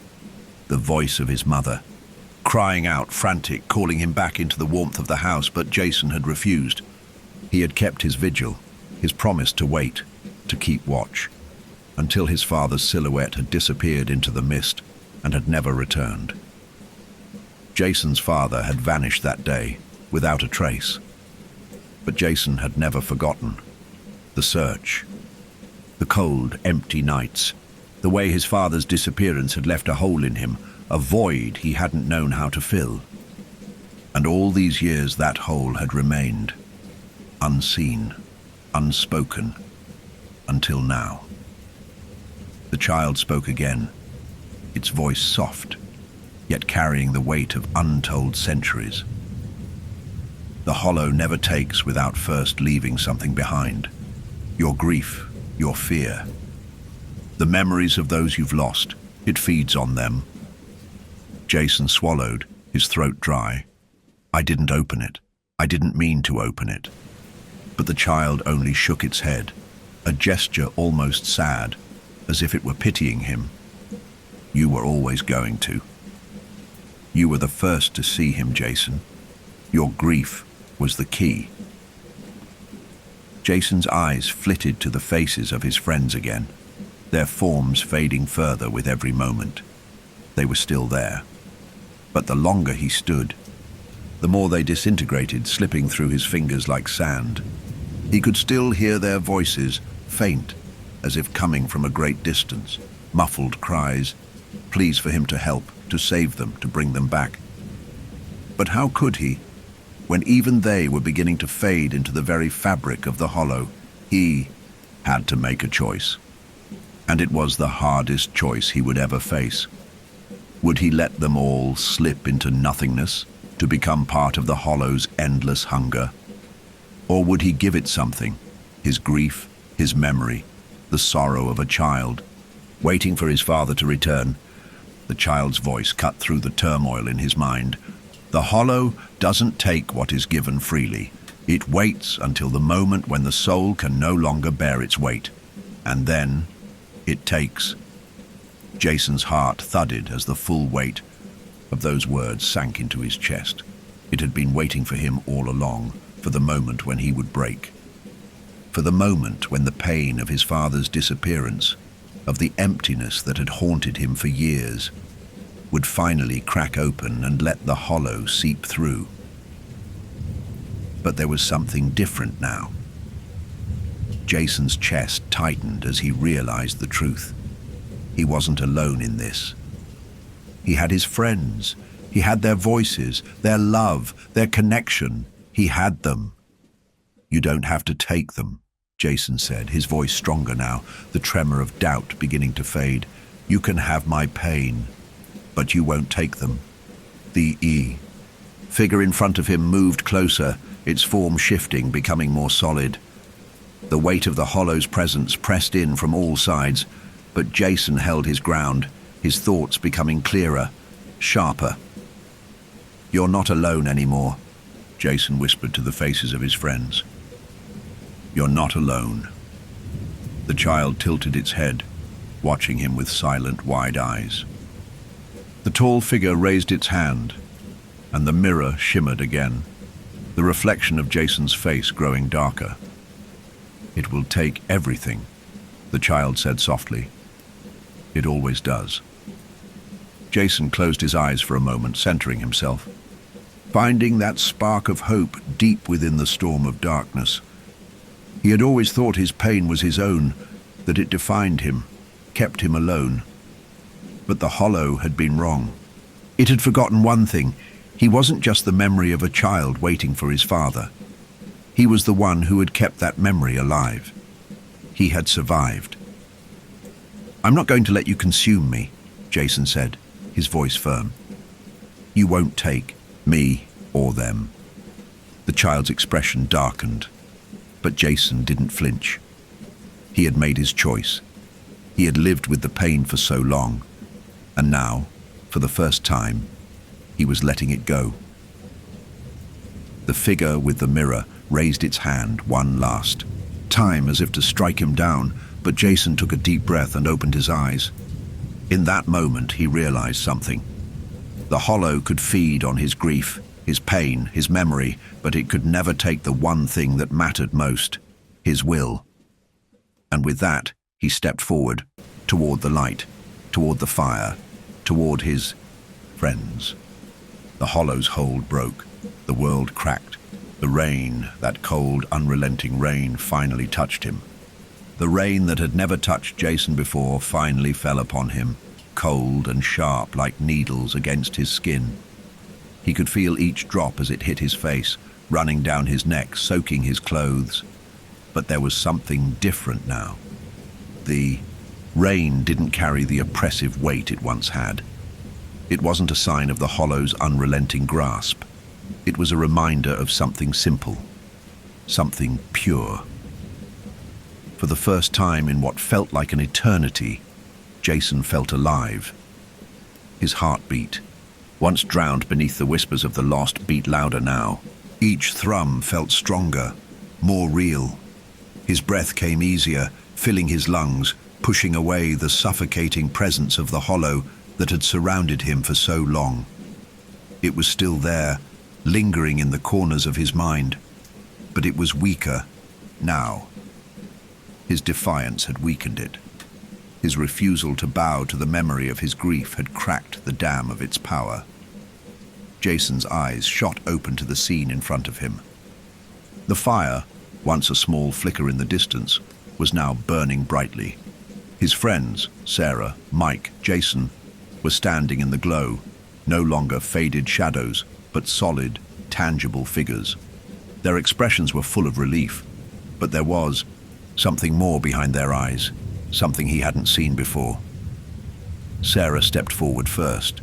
Her face was pale, but her eyes sparkled with something he hadn't noticed before.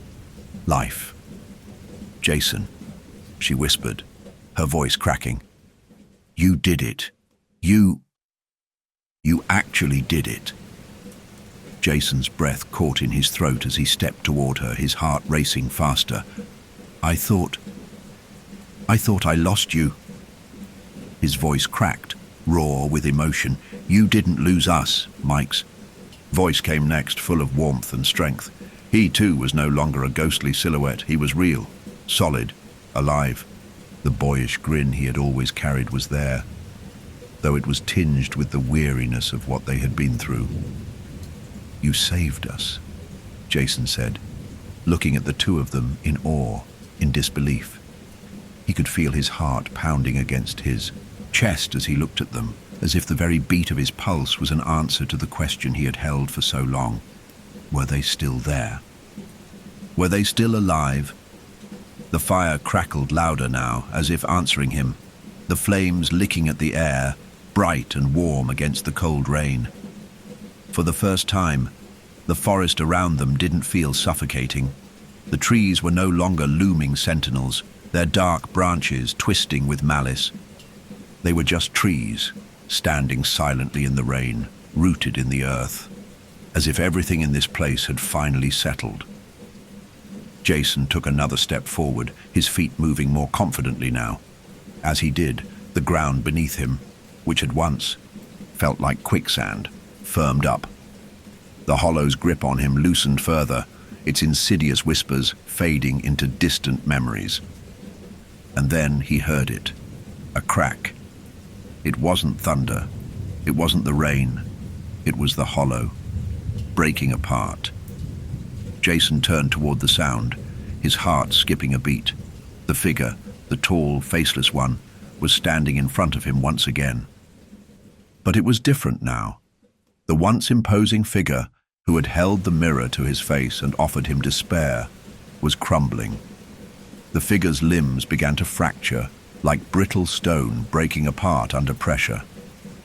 Its form splintered, its shadow twisting and disintegrating as though it had never been solid to begin with. Jason watched in stunned silence as the hollow, which had clung to the edges of his consciousness, fell apart before his eyes. The thing that had taken his father, the thing that had haunted him through his grief, through his fear, was now unraveling. The figure's voice was ragged now, a broken rasp that echoed like a fading storm. "You cannot defeat me." Jason stepped forward, his feet firm in the earth. "I'm not trying to defeat you," he said, his voice steady, growing stronger with each word. "I'm letting you go." With that, the last remnants of the figure broke apart, turning into black ash that was carried away by the wind. The air felt lighter, as though something oppressive had lifted from the forest. For the first time, in what felt like forever, Jason breathed freely. He wasn't fighting anymore. He wasn't running. He was standing tall, face to the sky, watching the hollow collapse into the very shadows from which it had come. He turned, back to his friends, their faces reflecting the same realization. The storm was over. The hollow, the thing that had haunted them all, was gone. Jason felt a tear slip down his cheek, but it wasn't one of sorrow. It was relief. A tear for all they had lost. A tear for his father. For the family he had never known how to mourn. It was the first time he had truly let it all go. "Are you ready?" Mike asked softly, his voice warm and steady. Jason nodded, his throat tight. Ready for what? To go home. And for the first time in ages, Jason felt a peace he hadn't thought possible. It was over. They were free. As the rain continued to fall around them, Jason felt a pull in the air, like a shift, an opening. The trees parted slightly, revealing the path forward, the one he hadn't seen before. He didn't know where it led, whether it was back to the world they had left behind or somewhere else entirely, but it didn't matter. They were moving forward, together. And though the hollow had taken much from them, it had left something behind, their freedom. Together, they began to walk. Jason glanced over his shoulder, just for a moment.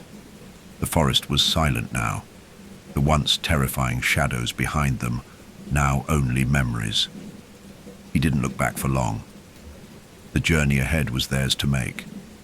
For the first time, the world felt wide open. And for the first time, Jason felt the rain touch him, not as a curse, but as something cleansing, something freeing. He walked forward, step by step, knowing that whatever came next, it was no longer the hollow's to decide. The world had shifted.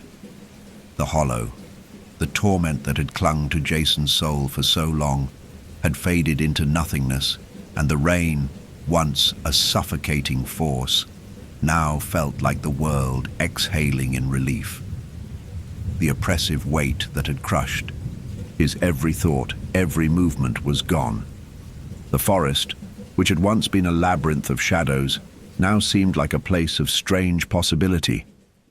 The trees no longer reached toward him with their twisted, gnarled branches, but instead stood as silent sentinels, still and patient, like they had always been waiting for this moment. Jason's friends walked beside him, their faces no longer pale specters caught between worlds, but alive, alive in ways that felt real. Sarah, Mike, and Jason, the other Jason, who was still very much himself, even though their connection had once been severed. All of them moved with purpose. They were no longer haunted. They were no longer tethered by the grief that had once plagued them. They were free. Jason could hear the quiet rustle of the leaves as they passed, the rhythm of their footsteps against the soft, wet earth. The air smelled clean, fresh, like the first breath after a storm, and the path before them seemed to open wider with each step, as if the world itself was unrolling before them, but the path was still unknown. "Where are we going?" Mike's voice broke the silence, soft but filled with curiosity. It was a question that lingered in the air, unspoken between them for the longest time. Jason took a breath, his gaze drifting toward the horizon. He couldn't fully explain the path ahead of them.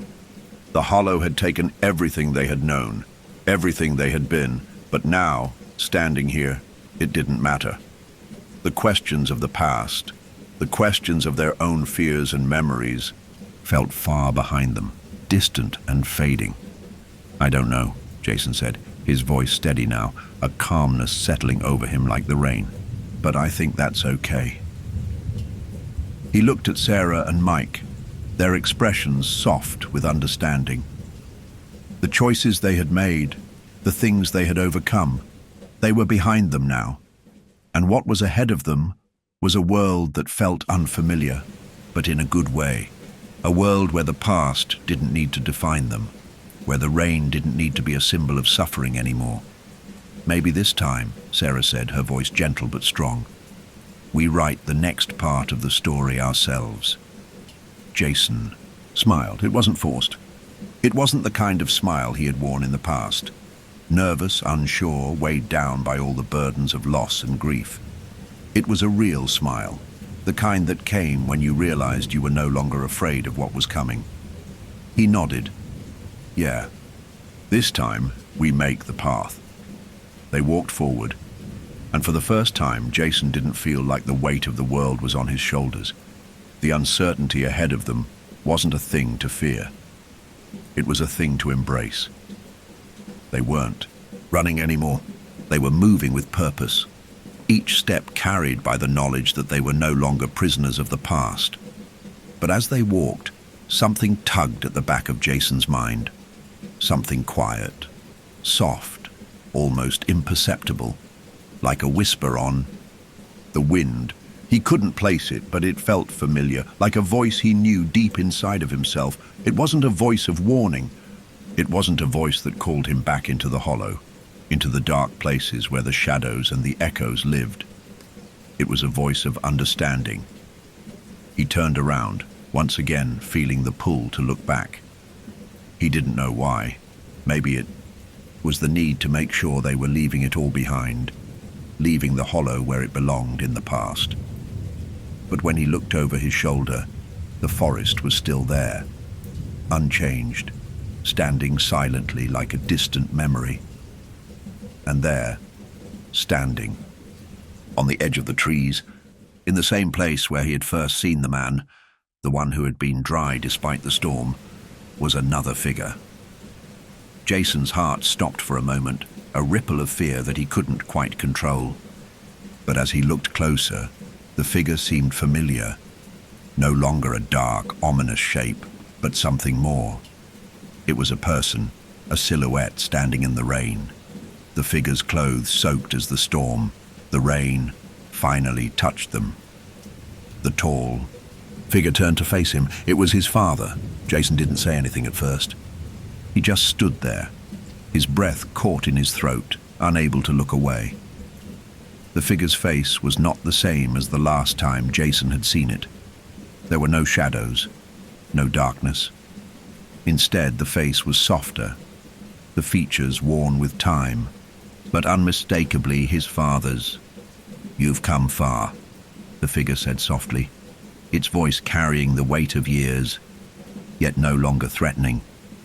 There was a calmness in it, a quiet acknowledgement that did not demand anything of him. Jason's chest tightened, His mind raced, but the words he had kept buried for so long, words he had never thought he could say, finally came. "Dad, I waited for you. I couldn't let go." His voice cracked, but there was no shame in it now. He didn't need to hide the emotion anymore. The figure nodded slowly, as though understanding exactly what Jason needed to hear. "It's okay, son," it said, the words wrapping around Jason like a comforting blanket. "You were never alone. You just needed to remember how to walk on your own, without the fear."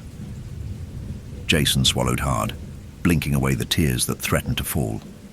For the first time in his life, he felt the weight of the past release its hold. His father wasn't lost anymore.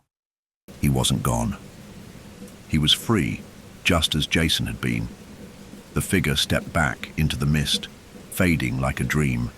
Jason could feel the last remnants of the hollow, of that suffocating fear, dissipating like smoke. "Goodbye," Jason whispered, his voice strong, but filled with the finality that only comes with acceptance. The figure nodded one last time, and then it was gone. When Jason turned back to his friends, he saw only the road ahead. No shadows, no lingering threats, just a clear path, stretching into the distance, waiting to be walked. They were free now, no longer held by what had once defined them, no longer prisoners to the ghosts of the past. "Are you ready?" Mike asked again, this time with a smile, his voice filled with quiet certainty. Jason nodded, the last weight lifting from his chest. "Yeah, let's go." And as they walked, the rain began to fall harder, washing away the last remnants of the hollow. The path ahead was long, but the darkness no longer had a hold on them. The storm was over. The world was open, and together they stepped forward into the unknown, no longer afraid. You're deep into the story now, and the horrors are only escalating. If you're still with us, don't forget to like and subscribe. Tell us where you're listening from in the comments. Who else is staying up late to face this nightmare? Settle in. The terror continues. Story 2. It was one of those nights where the sky seemed heavy, as if it was about to collapse under the weight of its own storm. The rain drummed relentlessly against the roof of the small gas station, a rhythmic sound that filled the otherwise empty space with an almost hypnotic hum. Jason, the young clerk working the graveyard shift, leaned against the counter, staring out into the rain-slicked parking lot. It was 1:45 a.m., nothing but the occasional car passing by on the highway and the distant rumble of thunder to keep him company. He glanced at the clock behind him, its tick-tock the only other sound filling the silence.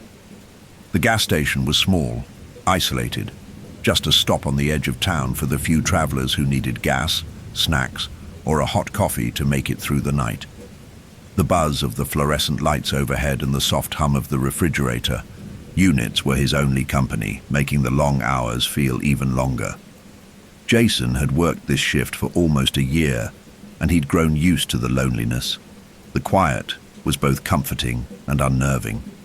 There were no customers to chat with, no interruptions, just the hum of machinery and the slow ticking of the clock.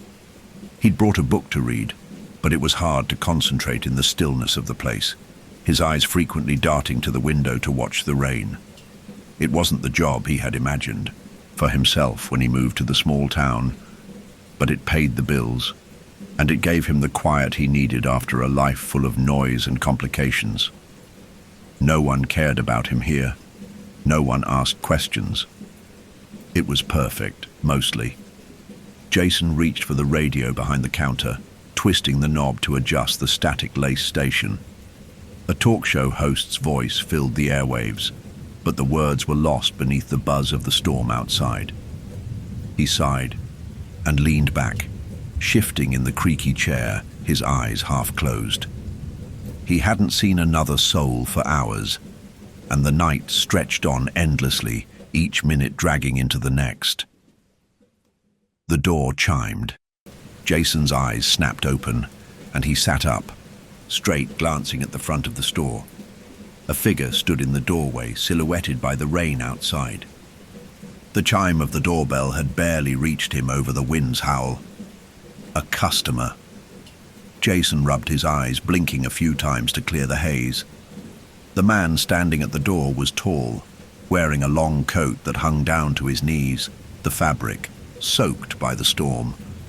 His face was obscured by the shadow of his hood, and he hadn't made a move toward the counter. Jason hesitated for a moment. Most late-night customers came in for something quick: a pack of cigarettes, a snack, a coffee. This man didn't seem to have a purpose yet. Maybe he was just waiting for the rain to die down. "Hey, can I help you with something?" Jason called, his voice echoing slightly in the small space. The man didn't move at first. He just stood there, silent and unmoving, his head slightly tilted down. The stillness felt wrong, like the man wasn't just waiting for the rain to stop, but was watching. Jason felt a flicker of unease, but he quickly shook it off. The storm had a way of making people edgy. It was probably just a passerby looking for a warm place to stay dry. "I'm sorry," Jason added, forcing a friendly smile. "I'm just closing up. But if you need anything..." The man's head shifted slightly, as though he was listening. For a brief moment, Jason thought he might finally speak, but the silence stretched on, thick and suffocating. Jason leaned forward. Can I..." Bang! The sound came from the back storage room, so sudden and sharp that Jason jumped in his chair. It sounded like something falling, something heavy. Jason's heart raced as he turned toward the back of the station.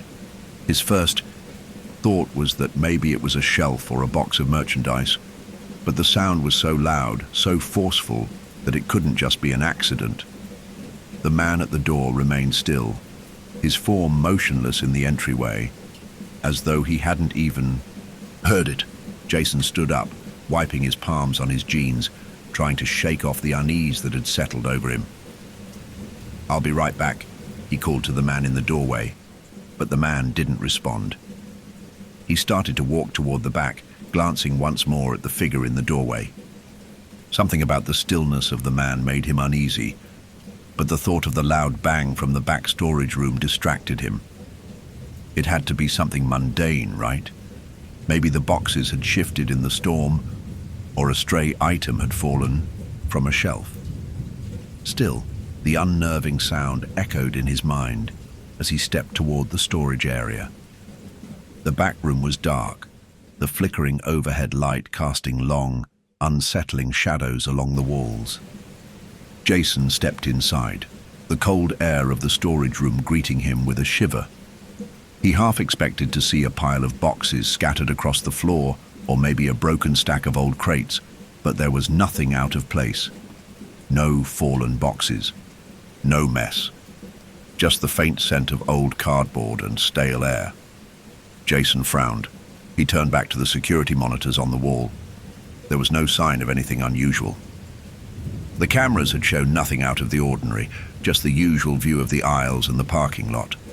He turned them off, feeling a bit of an odd comfort in the silence now. He was about to head back to the front of the store when another bang, softer this time, sounded from behind him. Jason's heart skipped a beat. "Hello?" Jason called, his voice tense as he turned to face the walk-in freezer door at the back of the room. It stood ajar, and the thought of the noise coming from there made his pulse race. He swallowed hard, stepping closer, the unease from before creeping up his spine. The freezer was one of those old industrial types that looked like it belonged in a warehouse. It had a heavy metal door that rarely stayed open on its own. There was no reason for the sound, no obvious explanation. Jason slowly reached for the freezer door, hesitating for a moment before he pulled it open with a creak. The cold air rushed out, making his skin prickle as he stepped inside, his breath visible in the chill.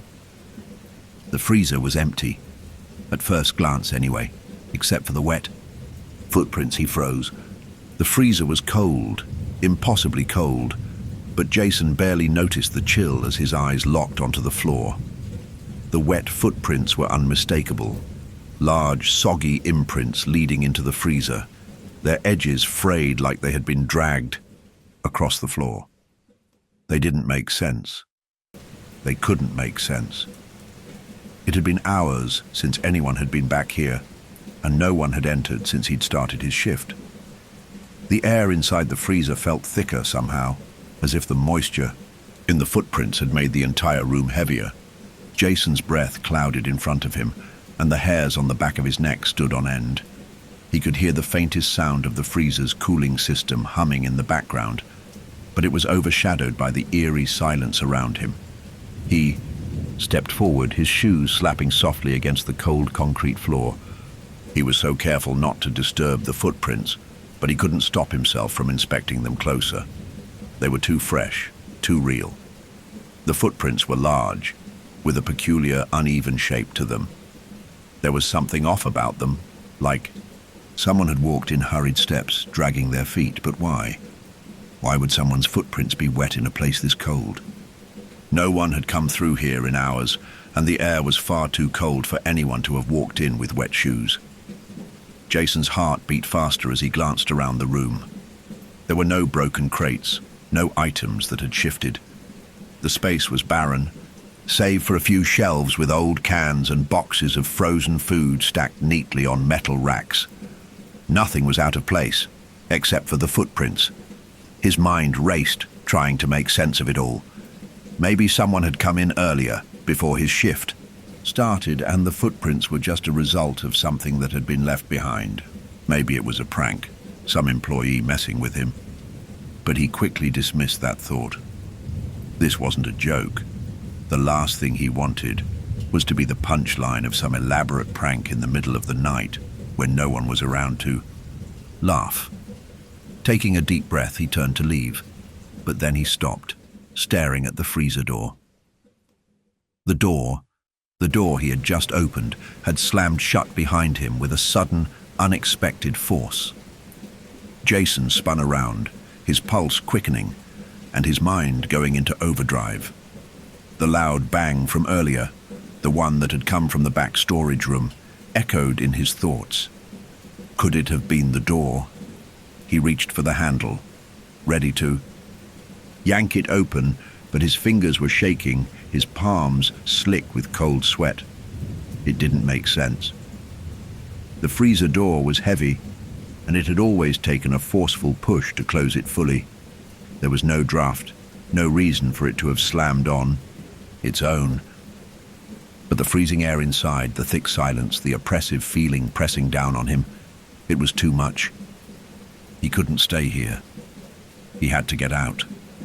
As Jason's hand gripped the handle again, ready to push the door open, something made him pause. He could feel a presence behind him, a subtle, faint sensation, like someone was standing just a few feet away, but there was no one there. The hairs on his neck stood on end, and his body stiffened. His breath caught in his throat. Slowly he turned his head, looking over his shoulder. The freezer was empty, of course, but then he heard it, a whisper.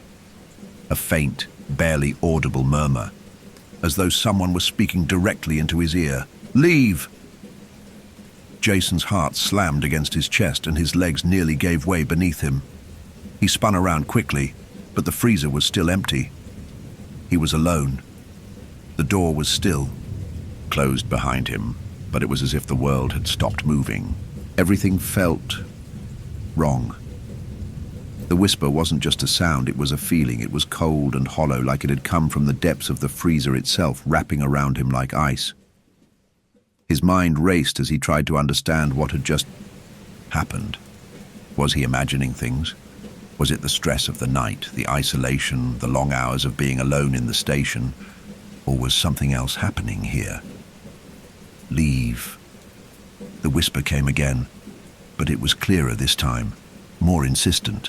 Jason's fingers tightened on the freezer door handle, his mind screaming at him to get out, to leave this place behind. His heart pounded in his ears. The urge to run surged within him, but his legs felt rooted to the spot. He couldn't take his eyes off the empty shelves, the frozen air. There was something in here, something that didn't belong. Suddenly, the freezer door creaked open just slightly, as though beckoning him back into the cold. Jason couldn't breathe. He pulled the door open with shaking hands, not knowing if he was about to find someone or something waiting for him on the other side. But there was nothing. The moment he stepped out of the freezer, the cold air rushed out of the room, making the hairs on his arms stand at attention. He was shivering, his breath coming out in white puffs. The emptiness around him felt more oppressive than ever. For a moment, he stood there in the dark storage room, staring at the freezer door behind him. The wet footprints were still there, leading into the freezer, but there was no sign of anyone, no footsteps leading out. The whisper echoed in his mind again, louder now. Leave now. But Jason didn't know where to go. As he stood frozen, in place, trying to make sense of the cold, oppressive silence, he heard the faintest click of the walk-in freezer's lock. It sounded like the faintest rustling of metal, the sound of something falling into place, something that shouldn't have been able to. A cold dread settled deep within Jason's chest. He glanced over his shoulder once more, but this time he didn't just see the empty space in the freezer. There was something else in there, or rather, someone, a shadow, the shape of a person, just barely visible, standing near the back wall of the freezer. A figure frozen in time, and yet somehow not quite human. The footsteps that had led into the freezer. Where had they gone? Why was there no sign of anyone leaving? Jason backed up, heart racing. The whisper came again, louder now. Get out. The freezer door slammed shut behind him, the sound of the metal locking ringing in his ears. Jason's breath caught. But when he reached for the door handle again, the light above flickered and then went out. And all that remained was the dark, suffocating cold. Jason's heart was thudding in his chest, a rapid, chaotic beat that seemed to drown out all other sound. He was standing in the darkened storage room, the freezer door now slammed shut behind him, the cold still lingering in the air like a heavy weight on his chest. His breath was shallow, a thin mist forming with each exhale, his hands shaking as he reached for the light switch on the wall. Nothing. The light didn't come on. A flash of panic coursed through him as he fumbled around for the flashlight on. The counter, the beam weak, cutting through the darkness like a blade. But the light was too dim. It didn't illuminate the room the way he needed it to. He needed to see. He needed to make sure that he wasn't just imagining things, that there wasn't someone in the freezer with him, someone that he couldn't see, someone that wasn't supposed to be here. The whisper still echoed in his mind. Leave. Now. Jason turned back toward the freezer, the darkness stretching out in front of him like a living thing. His eyes were drawn to the wet footprints on the floor again. They were still there, trailing into the freezer, but when he looked closer, his stomach dropped. The footprints were growing, expanding outward, almost as though they were freshening themselves. Each new footprint that appeared was larger than the last, like an invisible figure was pacing around the room, walking toward him. Jason's mind raced. He had to be imagining this, he had to be. The freezer was empty, he had checked. But then, something new caught his eye. The floor. It was wet. More wet than it should have been. Jason slowly lowered the flashlight to the floor. The beam flickering as it illuminated the growing pool of moisture beneath the footprints. The cold, icy air suddenly felt suffocating. His eyes darted from the freezer to the puddle of water and then to the freezer door, which still stood shut. No one had come in or out. Then, what was happening? His fingers tightened around the flashlight. The sense of dread, of wrongness clawed at him. The cold didn't make sense anymore. It was too cold, too real, too alive. The light flickered again, and Jason's pulse quickened. He felt something, a presence, at the edge of his vision. He wasn't sure what it was, but it was there, just beyond the line of his sight. like something moving in the shadows. Rustling sound echoed from the direction of the freezer, followed by a faint, wet slap, like bare feet stepping on the concrete floor, each step deliberate, calculated. Jason froze. The whisper came again, louder this time, a voice so close that it felt as though the breath was right beside his ear. "Leave, before it's too late." He jerked his head toward the freezer, instinctively taking a step back, his foot splashing into the growing puddle of water on the floor. The flashlight shook in his hand, casting erratic shadows across the walls. "Who's there?" Jason's voice cracked, and the words felt heavy, thick with the fear rising in his throat. He wasn't sure if he was asking to be heard or if he was trying to convince himself that this was all just in his head. The whisper didn't respond. Instead, the faint sound of footsteps continued, growing closer. Each step echoed loudly in the freezer, each one leaving a new, fresh footprint in its wake, wet and icy. Jason's hands were trembling now, his breath short, and panic clawed at his chest. He turned quickly, scrambling for the freezer door again, but before he could even touch the handle, bang! The freezer door slammed shut with such force that it rattled the walls, and Jason's body jolted backward, his heart leaping into his throat. He gasped, stumbling away from the door. His hands were still shaking as he tried to gather himself, trying to make sense of the nightmare he was caught in. He could hear it now, those wet footsteps, coming closer, growing louder. But they weren't just coming from the freezer. They were coming from everywhere.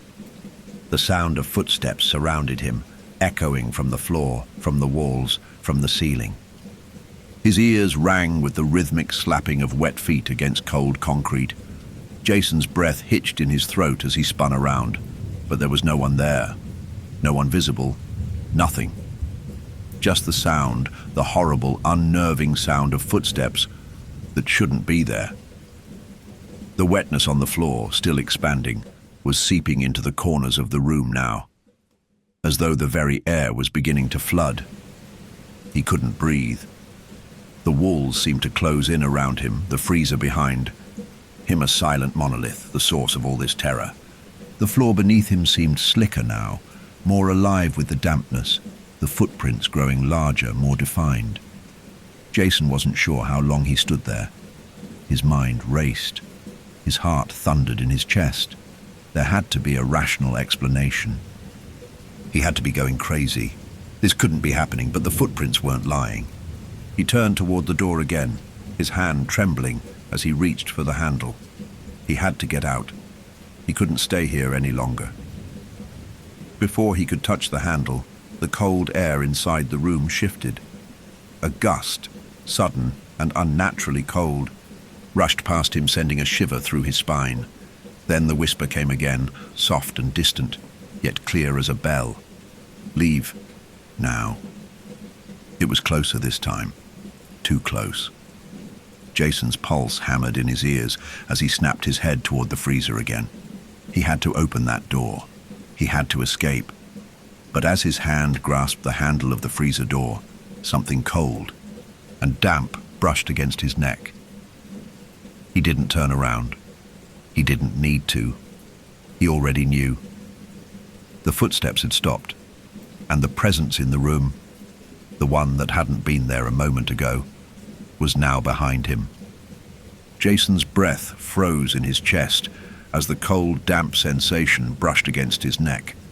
Every instinct screamed for him to turn, to face whatever it was that had appeared behind him.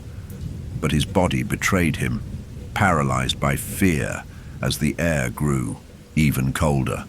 The dampness was so distinct, so real, like the touch of someone else's skin, clammy and freezing. His fingers clung to the freezer door handle, but the grip felt weak, unsteady. Every inch of him screamed to escape, but something was holding him in place. The sound of the footsteps, those unnatural, wet steps that had been echoing around him moments before, had stopped. The silence was suffocating, almost more terrifying than the footsteps themselves. And then came the sharp, unmistakable sound of the freezer door slamming shut. The impact reverberated through the small storage room, the sound of metal colliding with metal so sudden, so forceful, that Jason stumbled back. The air rushed out of him in a startled gasp, and he fumbled to grab the door handle again, his heart hammering against his ribs. But the door wouldn't budge. It was locked. The freezer door was locked. Jason's chest tightened as he pressed, his shoulder against the door, his breath ragged in the thick, cold air. His palms slick with sweat, he tried again, nothing. He shoved harder, but the door refused to open, as though some unseen force was holding it shut. His mind raced, panic bubbling up in his throat. He had to get out of here. He had to. He turned around, his eyes darting wildly across the room, scanning for an escape. But the space was closing in on him. The walls, the shelves, even the floor, everything felt oppressive, as though the very room was swallowing him whole. He looked to the far corner where the freezer had been, expecting to see the wet footprints leading out of it. But the floor was barren. Nothing. Nothing. The sound of the wet footsteps had disappeared entirely, leaving only the harsh beat of his own pulse in his ears. But something was there. Something had been with him. Something that shouldn't have been in the room. Jason's eyes flickered back to the freezer, a shadow flickering just beyond the edge of his vision. And then, just as quickly as it had appeared, the whisper came again. Leave. Now. It was different this time. The voice wasn't just faint. It wasn't distant or ethereal like before. It was right there, behind him, in the room. Jason spun around, his heart slamming into his throat as he searched the darkness for any sign of movement. But there was nothing. Just the same empty shelves, the dull concrete floor, the silence, and the cold. The unnatural cold that wrapped around him like an ice-cold hand, gripping his very bones. His breath came out in short, panicked gasps now, his body shaking from the cold that didn't make sense. The freezer was supposed to be cold, yes, but the rest of the room, the cold here was different. It was pervasive, it was alive, and then it hit him. The temperature. It wasn't just cold, it was freezing. He could feel it deep in his core now, creeping into his bones, into his very flesh, as though the air itself was carrying the same deathly chill that had filled the freezer. Jason's gaze snapped to the floor.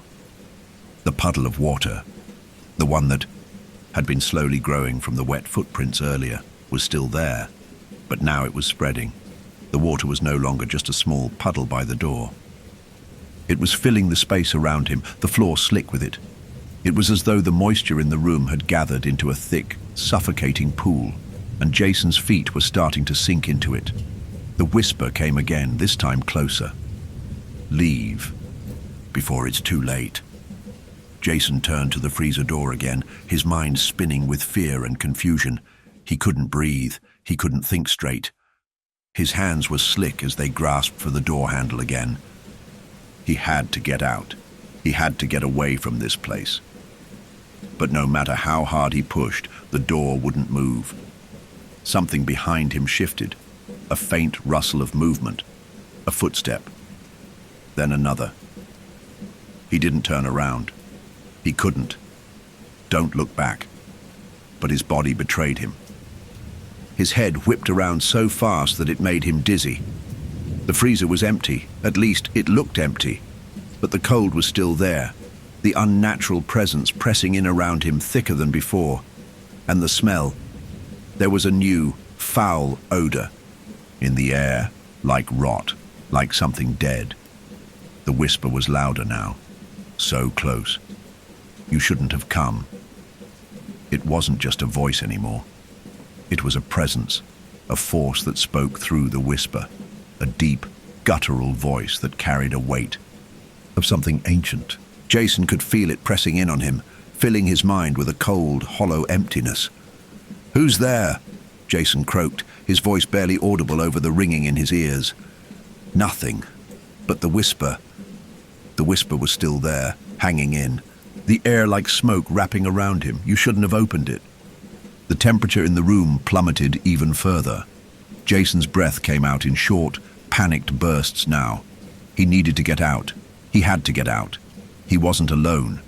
He wasn't alone in this room.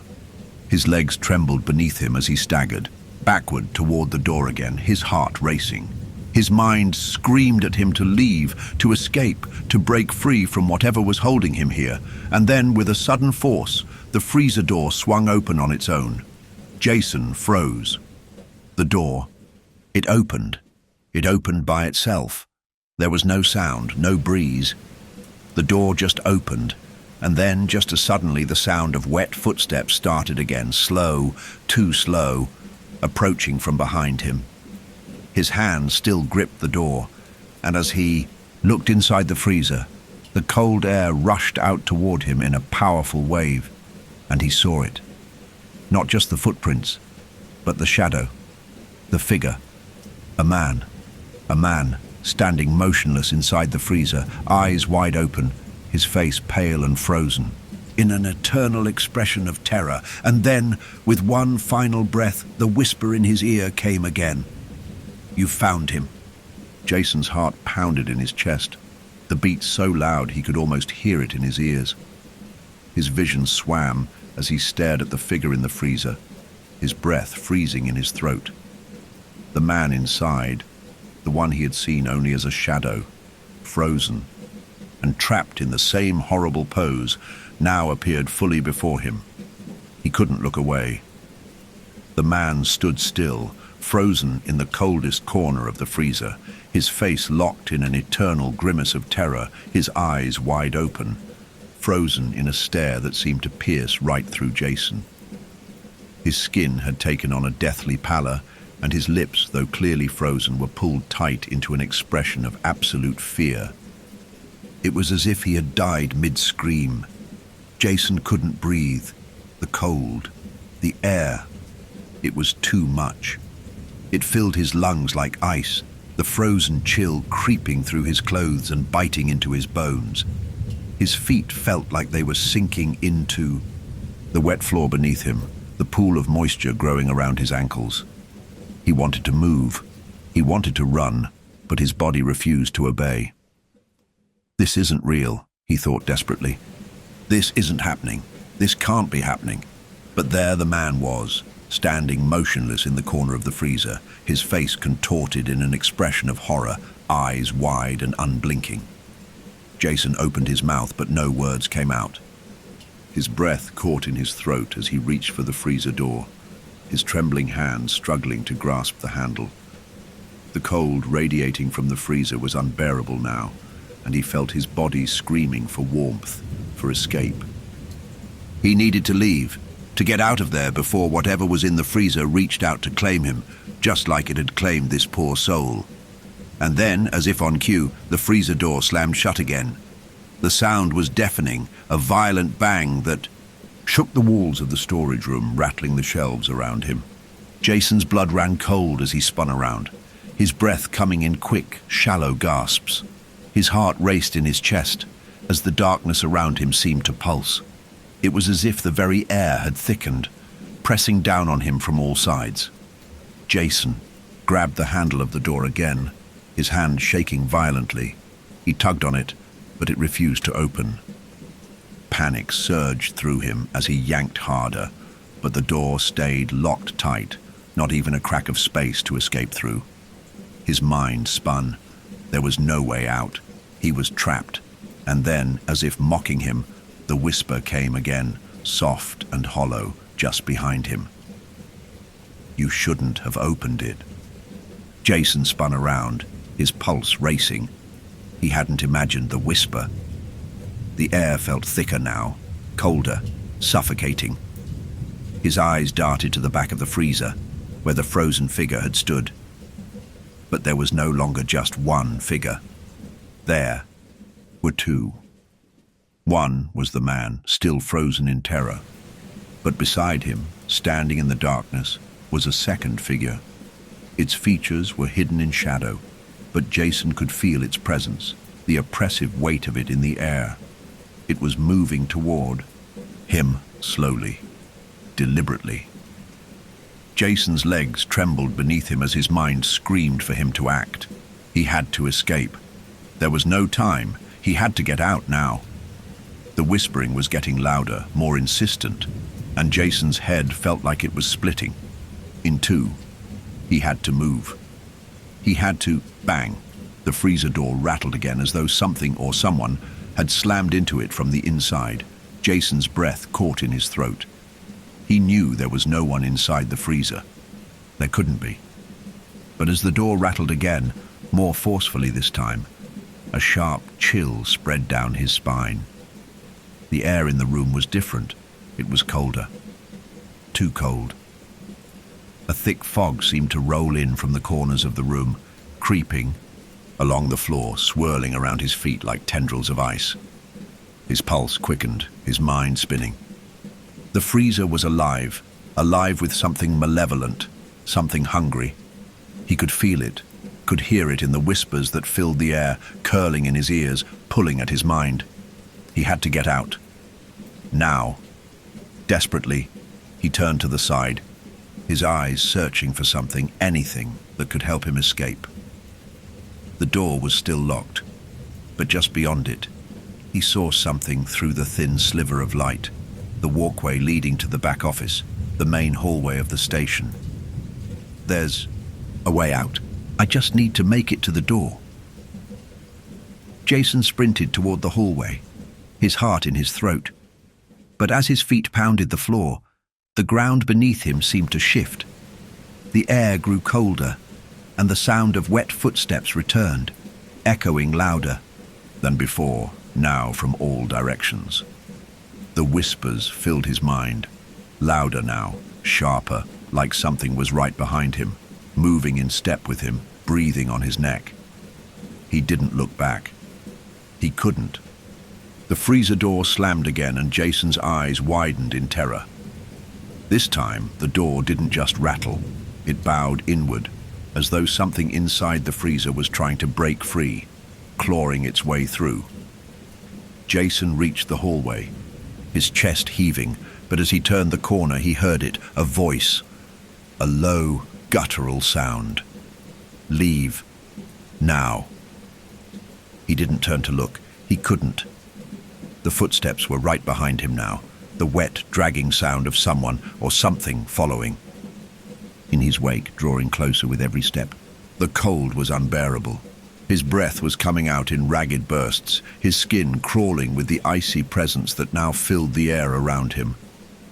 But Jason had made it. He was at the door, the exit. He reached out for the handle, his hand trembling. The door clicked, and then freedom. Jason stumbled out into the night, gasping for air as he slammed the door behind him. The freezing air bit at his skin, but it was outside. He was free. But as he glanced back toward the gas station, toward the darkness, he couldn't shake the feeling that he was still being watched, and deep inside, something told him that whatever had been in that freezer wasn't finished with him. Jason stood outside, gasping for breath, his lungs burning from the cold night air.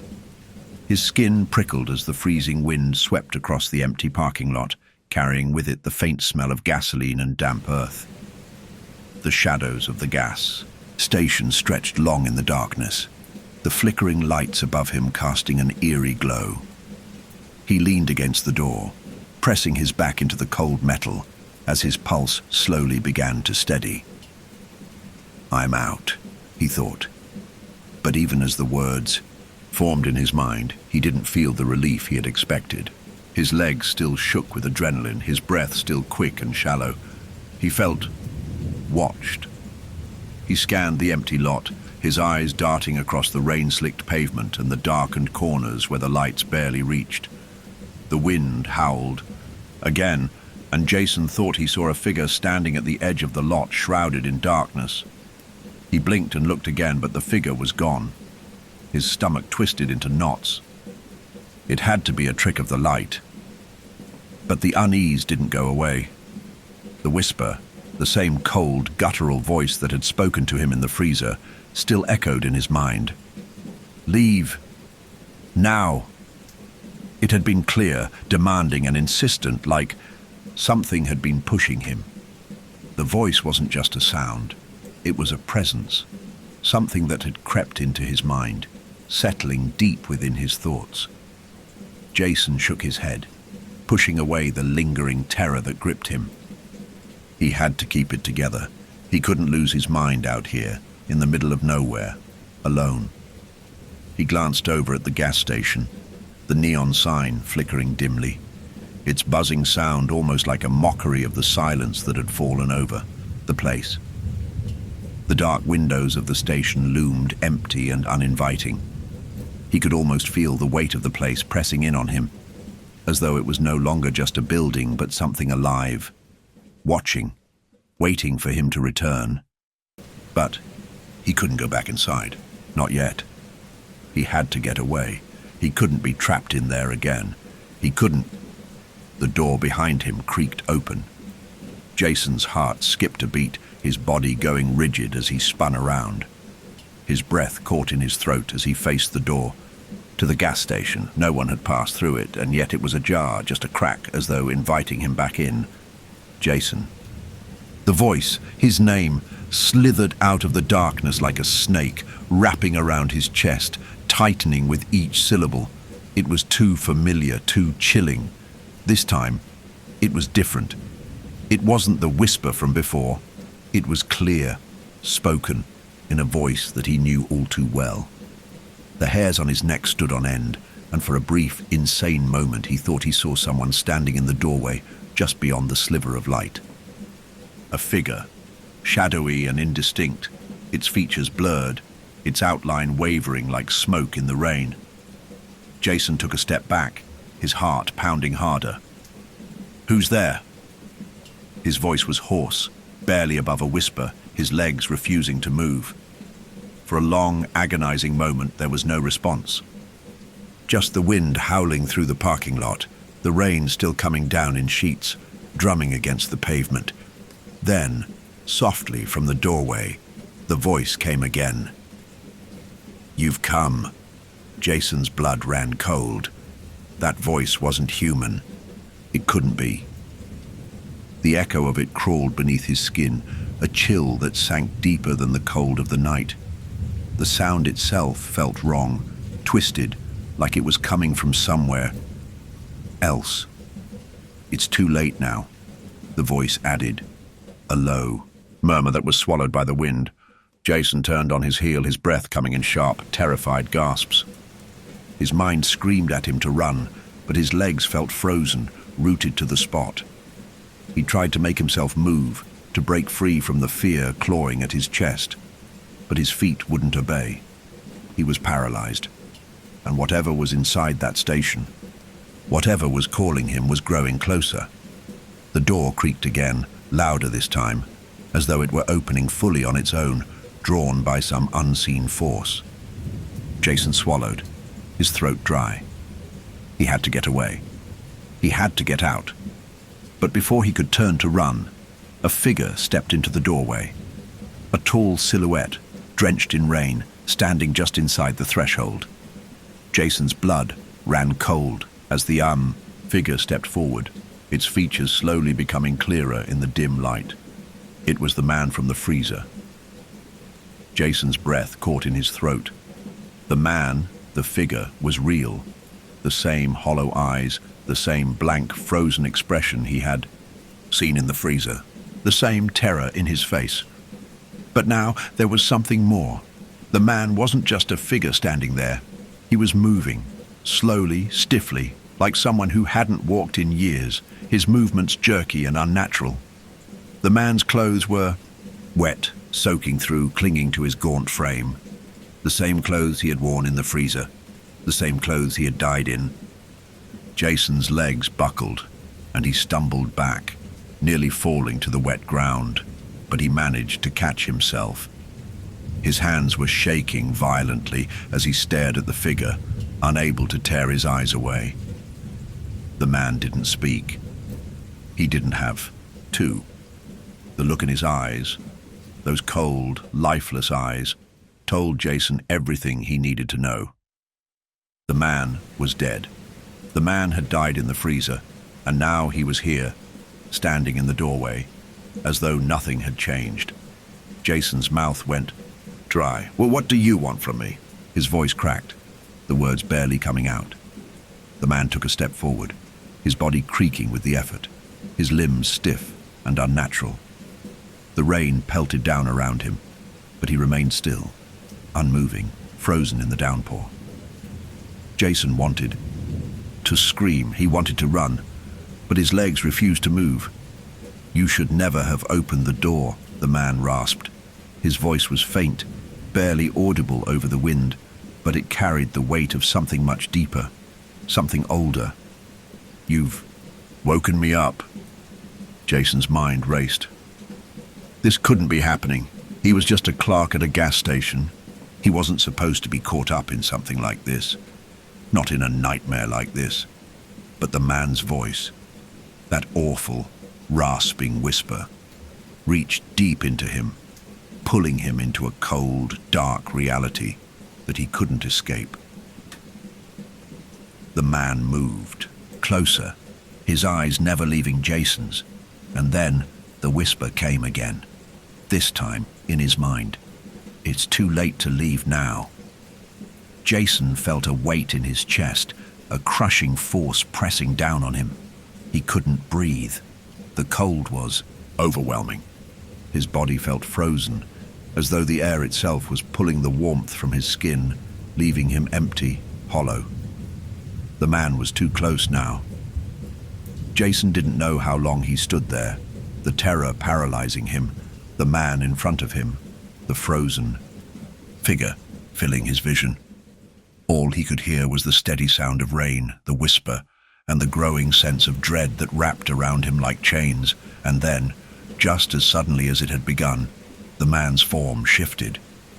The shadows around him seemed to grow darker, and in a split second the figure was gone, as though he had melted into the very air, fading into nothingness. The door stood wide open. Jason stood there, drenched in sweat and rain, his heart still, hammering in his chest. His breath was ragged, his legs trembling beneath him. He had to move. He had to run. But the whisper, it lingered. It was too late now. The hollow was awake. Jason's hands were still shaking as he stood in the parking lot, the cold rain drenching him to the bone. His mind raced, desperately trying to make sense of what had just happened. The figure, that man, had been real. He knew that now. The frozen terror on his face, the wet clothes, the unnatural stiffness of his movements. It was impossible to deny. But what was worse was the feeling that had gripped Jason when the man had spoken to him, his voice so faint, so otherworldly.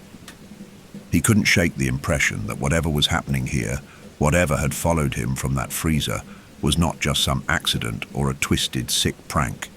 It was something darker, something older, and Jason was no longer just a witness to it. He was caught in it. He couldn't go back inside. No, he couldn't face that place again, not after what he had seen and heard.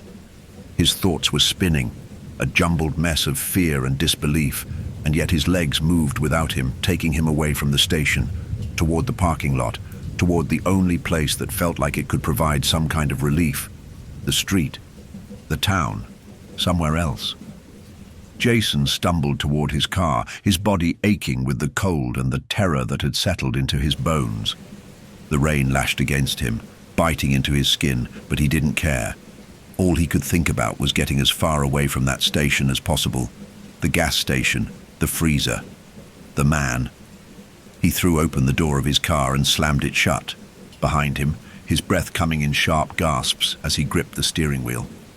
His hands were still trembling as he turned the ignition, the engine sputtering to life beneath him. For a moment, he just sat there staring out at the storm, trying to regain some semblance of control. "It's just the stress," he told himself. "I've been working too many late shifts. I need rest. I'm imagining things." But even as the words echoed in his mind, he knew they weren't true. He wasn't imagining anything. He had heard the man's voice, felt his presence. And he wasn't the only one who had been touched by whatever haunted the freezer. There had to be a reason the man, the one who had frozen to death, was still here, still reaching out from the past. A slow, creeping dread curled up Jason's spine as the thought occurred to him. The whispers. They were connected. The man's voice, the one who had died in the freezer, had been calling him. It had been beckoning him back, drawing him into the nightmare, and worse, it seemed to be following him, a shadow at his heels, no matter how far he ran.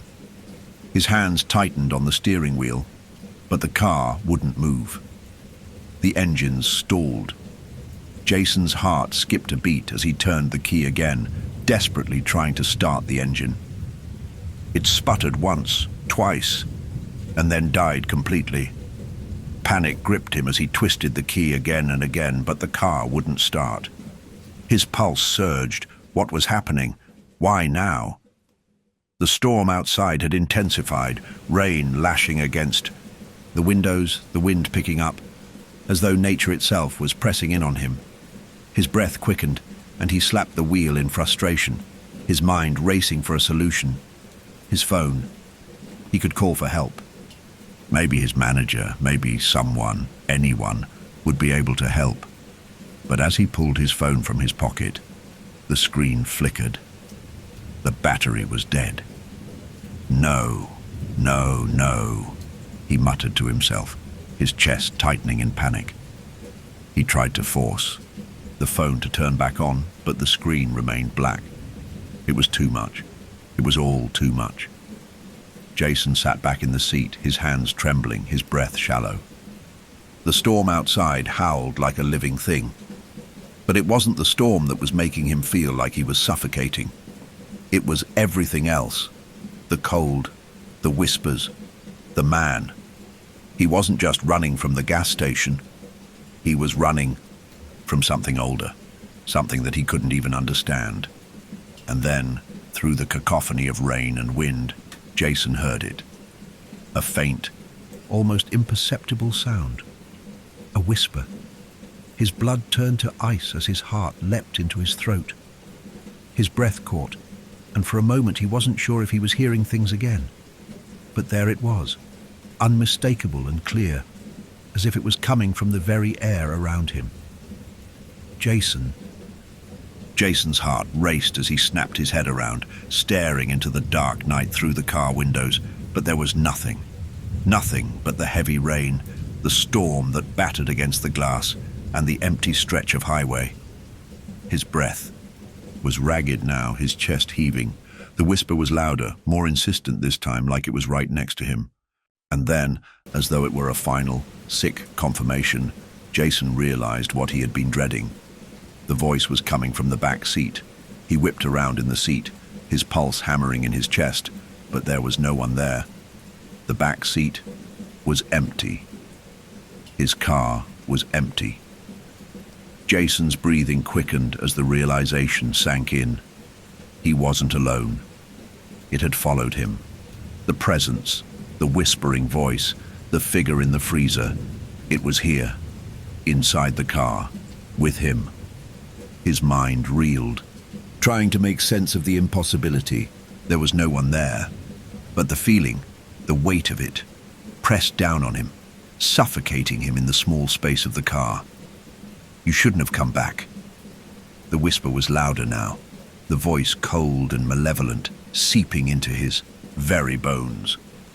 Jason's body was shaking with panic as his hands fumbled for the door handle, but before he could pull it open, something in the back seat shifted, moved. The shadows there seemed to bend and twist unnaturally. The air turned cold. A gust of freezing air rushed in, sending a shiver through his spine, and his breath turned to mist in the sudden drop in temperature. And then it happened. The figure appeared, the man in the back seat, but this time he wasn't just standing there. He was closer, much closer. His cold eyes stared right at Jason, wide open and hollow, his face pale, frozen in that same expression of terror, and his body seemed to move, shifting slowly toward Jason, his mouth opening as if to speak. Jason's heart stopped. The door handle was still in his hand, but his limbs were locked in place, frozen by the figure's gaze. The whisper came again, this time from the man's lips, but it wasn't his voice anymore. It was something deeper, more guttural, like it was coming from inside him. "You're not leaving." Jason's eyes snapped open, and for a brief panicked moment he had no idea where he was. The car? No, he wasn't in the car anymore. The surroundings were different, darker, colder, like the world had shifted beneath him. He was standing in the middle of the gas station parking lot. But this wasn't the gas station he had known. The fluorescent lights were gone, replaced with a dim, sickly glow that came from nowhere and everywhere at once. The air was thicker now, as though the fog had solidified into something tangible, something suffocating. The ground beneath his feet was wet, but there were no more footprints. No trace of the figure who had followed him, no trace of the man from the freezer. Jason's breath caught in his throat as he tried to steady himself. He staggered forward, his legs weak from terror and confusion, trying to make sense of what was happening. His heart pounded in his chest as he glanced around, the rain still falling relentlessly. But the storm felt different now. It wasn't just water falling from the sky. It was something else, something colder, darker. It seemed to saturate everything, like it was infecting the world itself. Where was he? The gas station was gone. The old pumps, the building, the sign, they were all replaced by a bleak, endless stretch of road. No vehicles, no lights, just the emptiness that seemed to stretch on forever in every direction. Jason's head spun. Was he dreaming? Was this some sort of fevered hallucination? He pressed his palms against his eyes, trying to clear the fog that clouded his vision. When he opened them again, the scene hadn't changed. Where had the station gone? Suddenly, a faint sound reached his ears.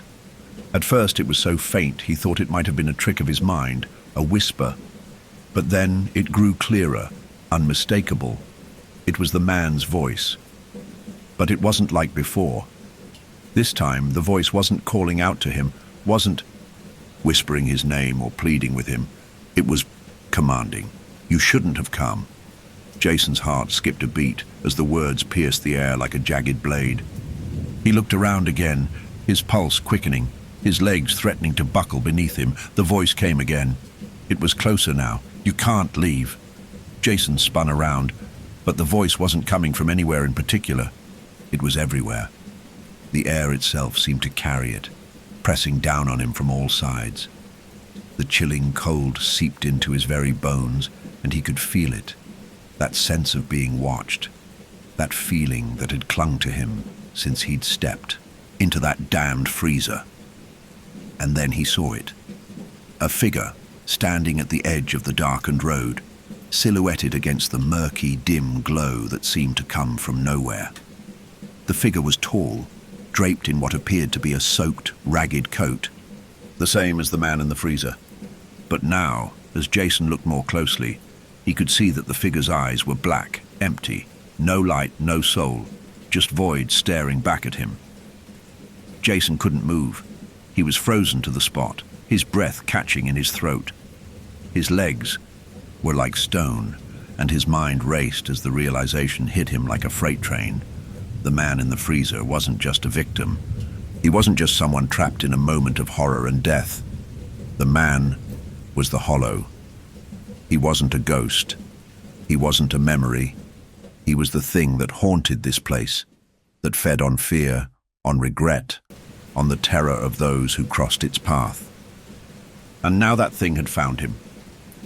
Jason's heart beat louder in his ears, and the ground beneath him seemed to tremble slightly as the figure in front of him took a step forward. It was slow, deliberate, as though every movement was calculated. Jason's feet finally found motion, a surge of adrenaline propelling him into motion. But when he turned to run, the road behind him, the only road out, was gone. The gas station had reappeared. It was just like it had been before, standing dark and empty in the center of the parking lot, the light buzzing faintly. He was back where he started. Jason's mind reeled. No, no, no, he had to leave. He had to get away, had to escape from whatever nightmare had trapped him in this loop, this terrible, unending loop. The rain hadn't stopped. The cold hadn't lessened. And the man, the thing, was still out there, just beyond the light, waiting for him. The whisper came again. Louder now, more insistent. You will never leave. Jason took another step back, but his feet felt heavy, like they were sinking into the ground. The air around him thickened. The thing was approaching. It wasn't walking anymore. It was gliding, sliding toward him, its movement smooth and unnatural, like it wasn't bound by the laws of time or space. It was a specter, a shadow, a thing that had no place in the world. And it was coming for him. You opened the door. The whisper grew louder, and Jason's heart froze, the words reverberating in his skull. And now you belong to me. Jason's eyes were wide as he backed up against the gas station's wall, his body trembling. He couldn't see the path ahead anymore. He couldn't see anything but the growing shadow, the oppressive darkness closing in on him. He couldn't breathe. He couldn't escape. This was it. The man in the freezer had come for him, and there was no running. The whisper came again, its voice sweet and cold, like the very breath of death. You're mine now. And in that moment, as Jason stood trapped in the unrelenting grip of the hollow, he understood. He understood that it had always been waiting for him, lurking in the cold places, in the forgotten corners of time. The hollow was tied to the space between worlds, to places of loss, of fear, like this one. And now that he had opened that door, he could never truly leave. He had crossed into its domain, and it had claimed him. The gas station, the freezer, the whispers, the cold. It had all been leading him here, into the depths of the hollow's embrace. But even as the darkness closed in on him, he realized one last thing. He was not alone in this. There were others who had opened the door before him, others who would open it after, and they, too, would be trapped in the hollow. Jason felt the cold hands reach out, pulling him into the void, and he closed his eyes, knowing that whatever came next, it was too late for him to escape. The hollow had him now,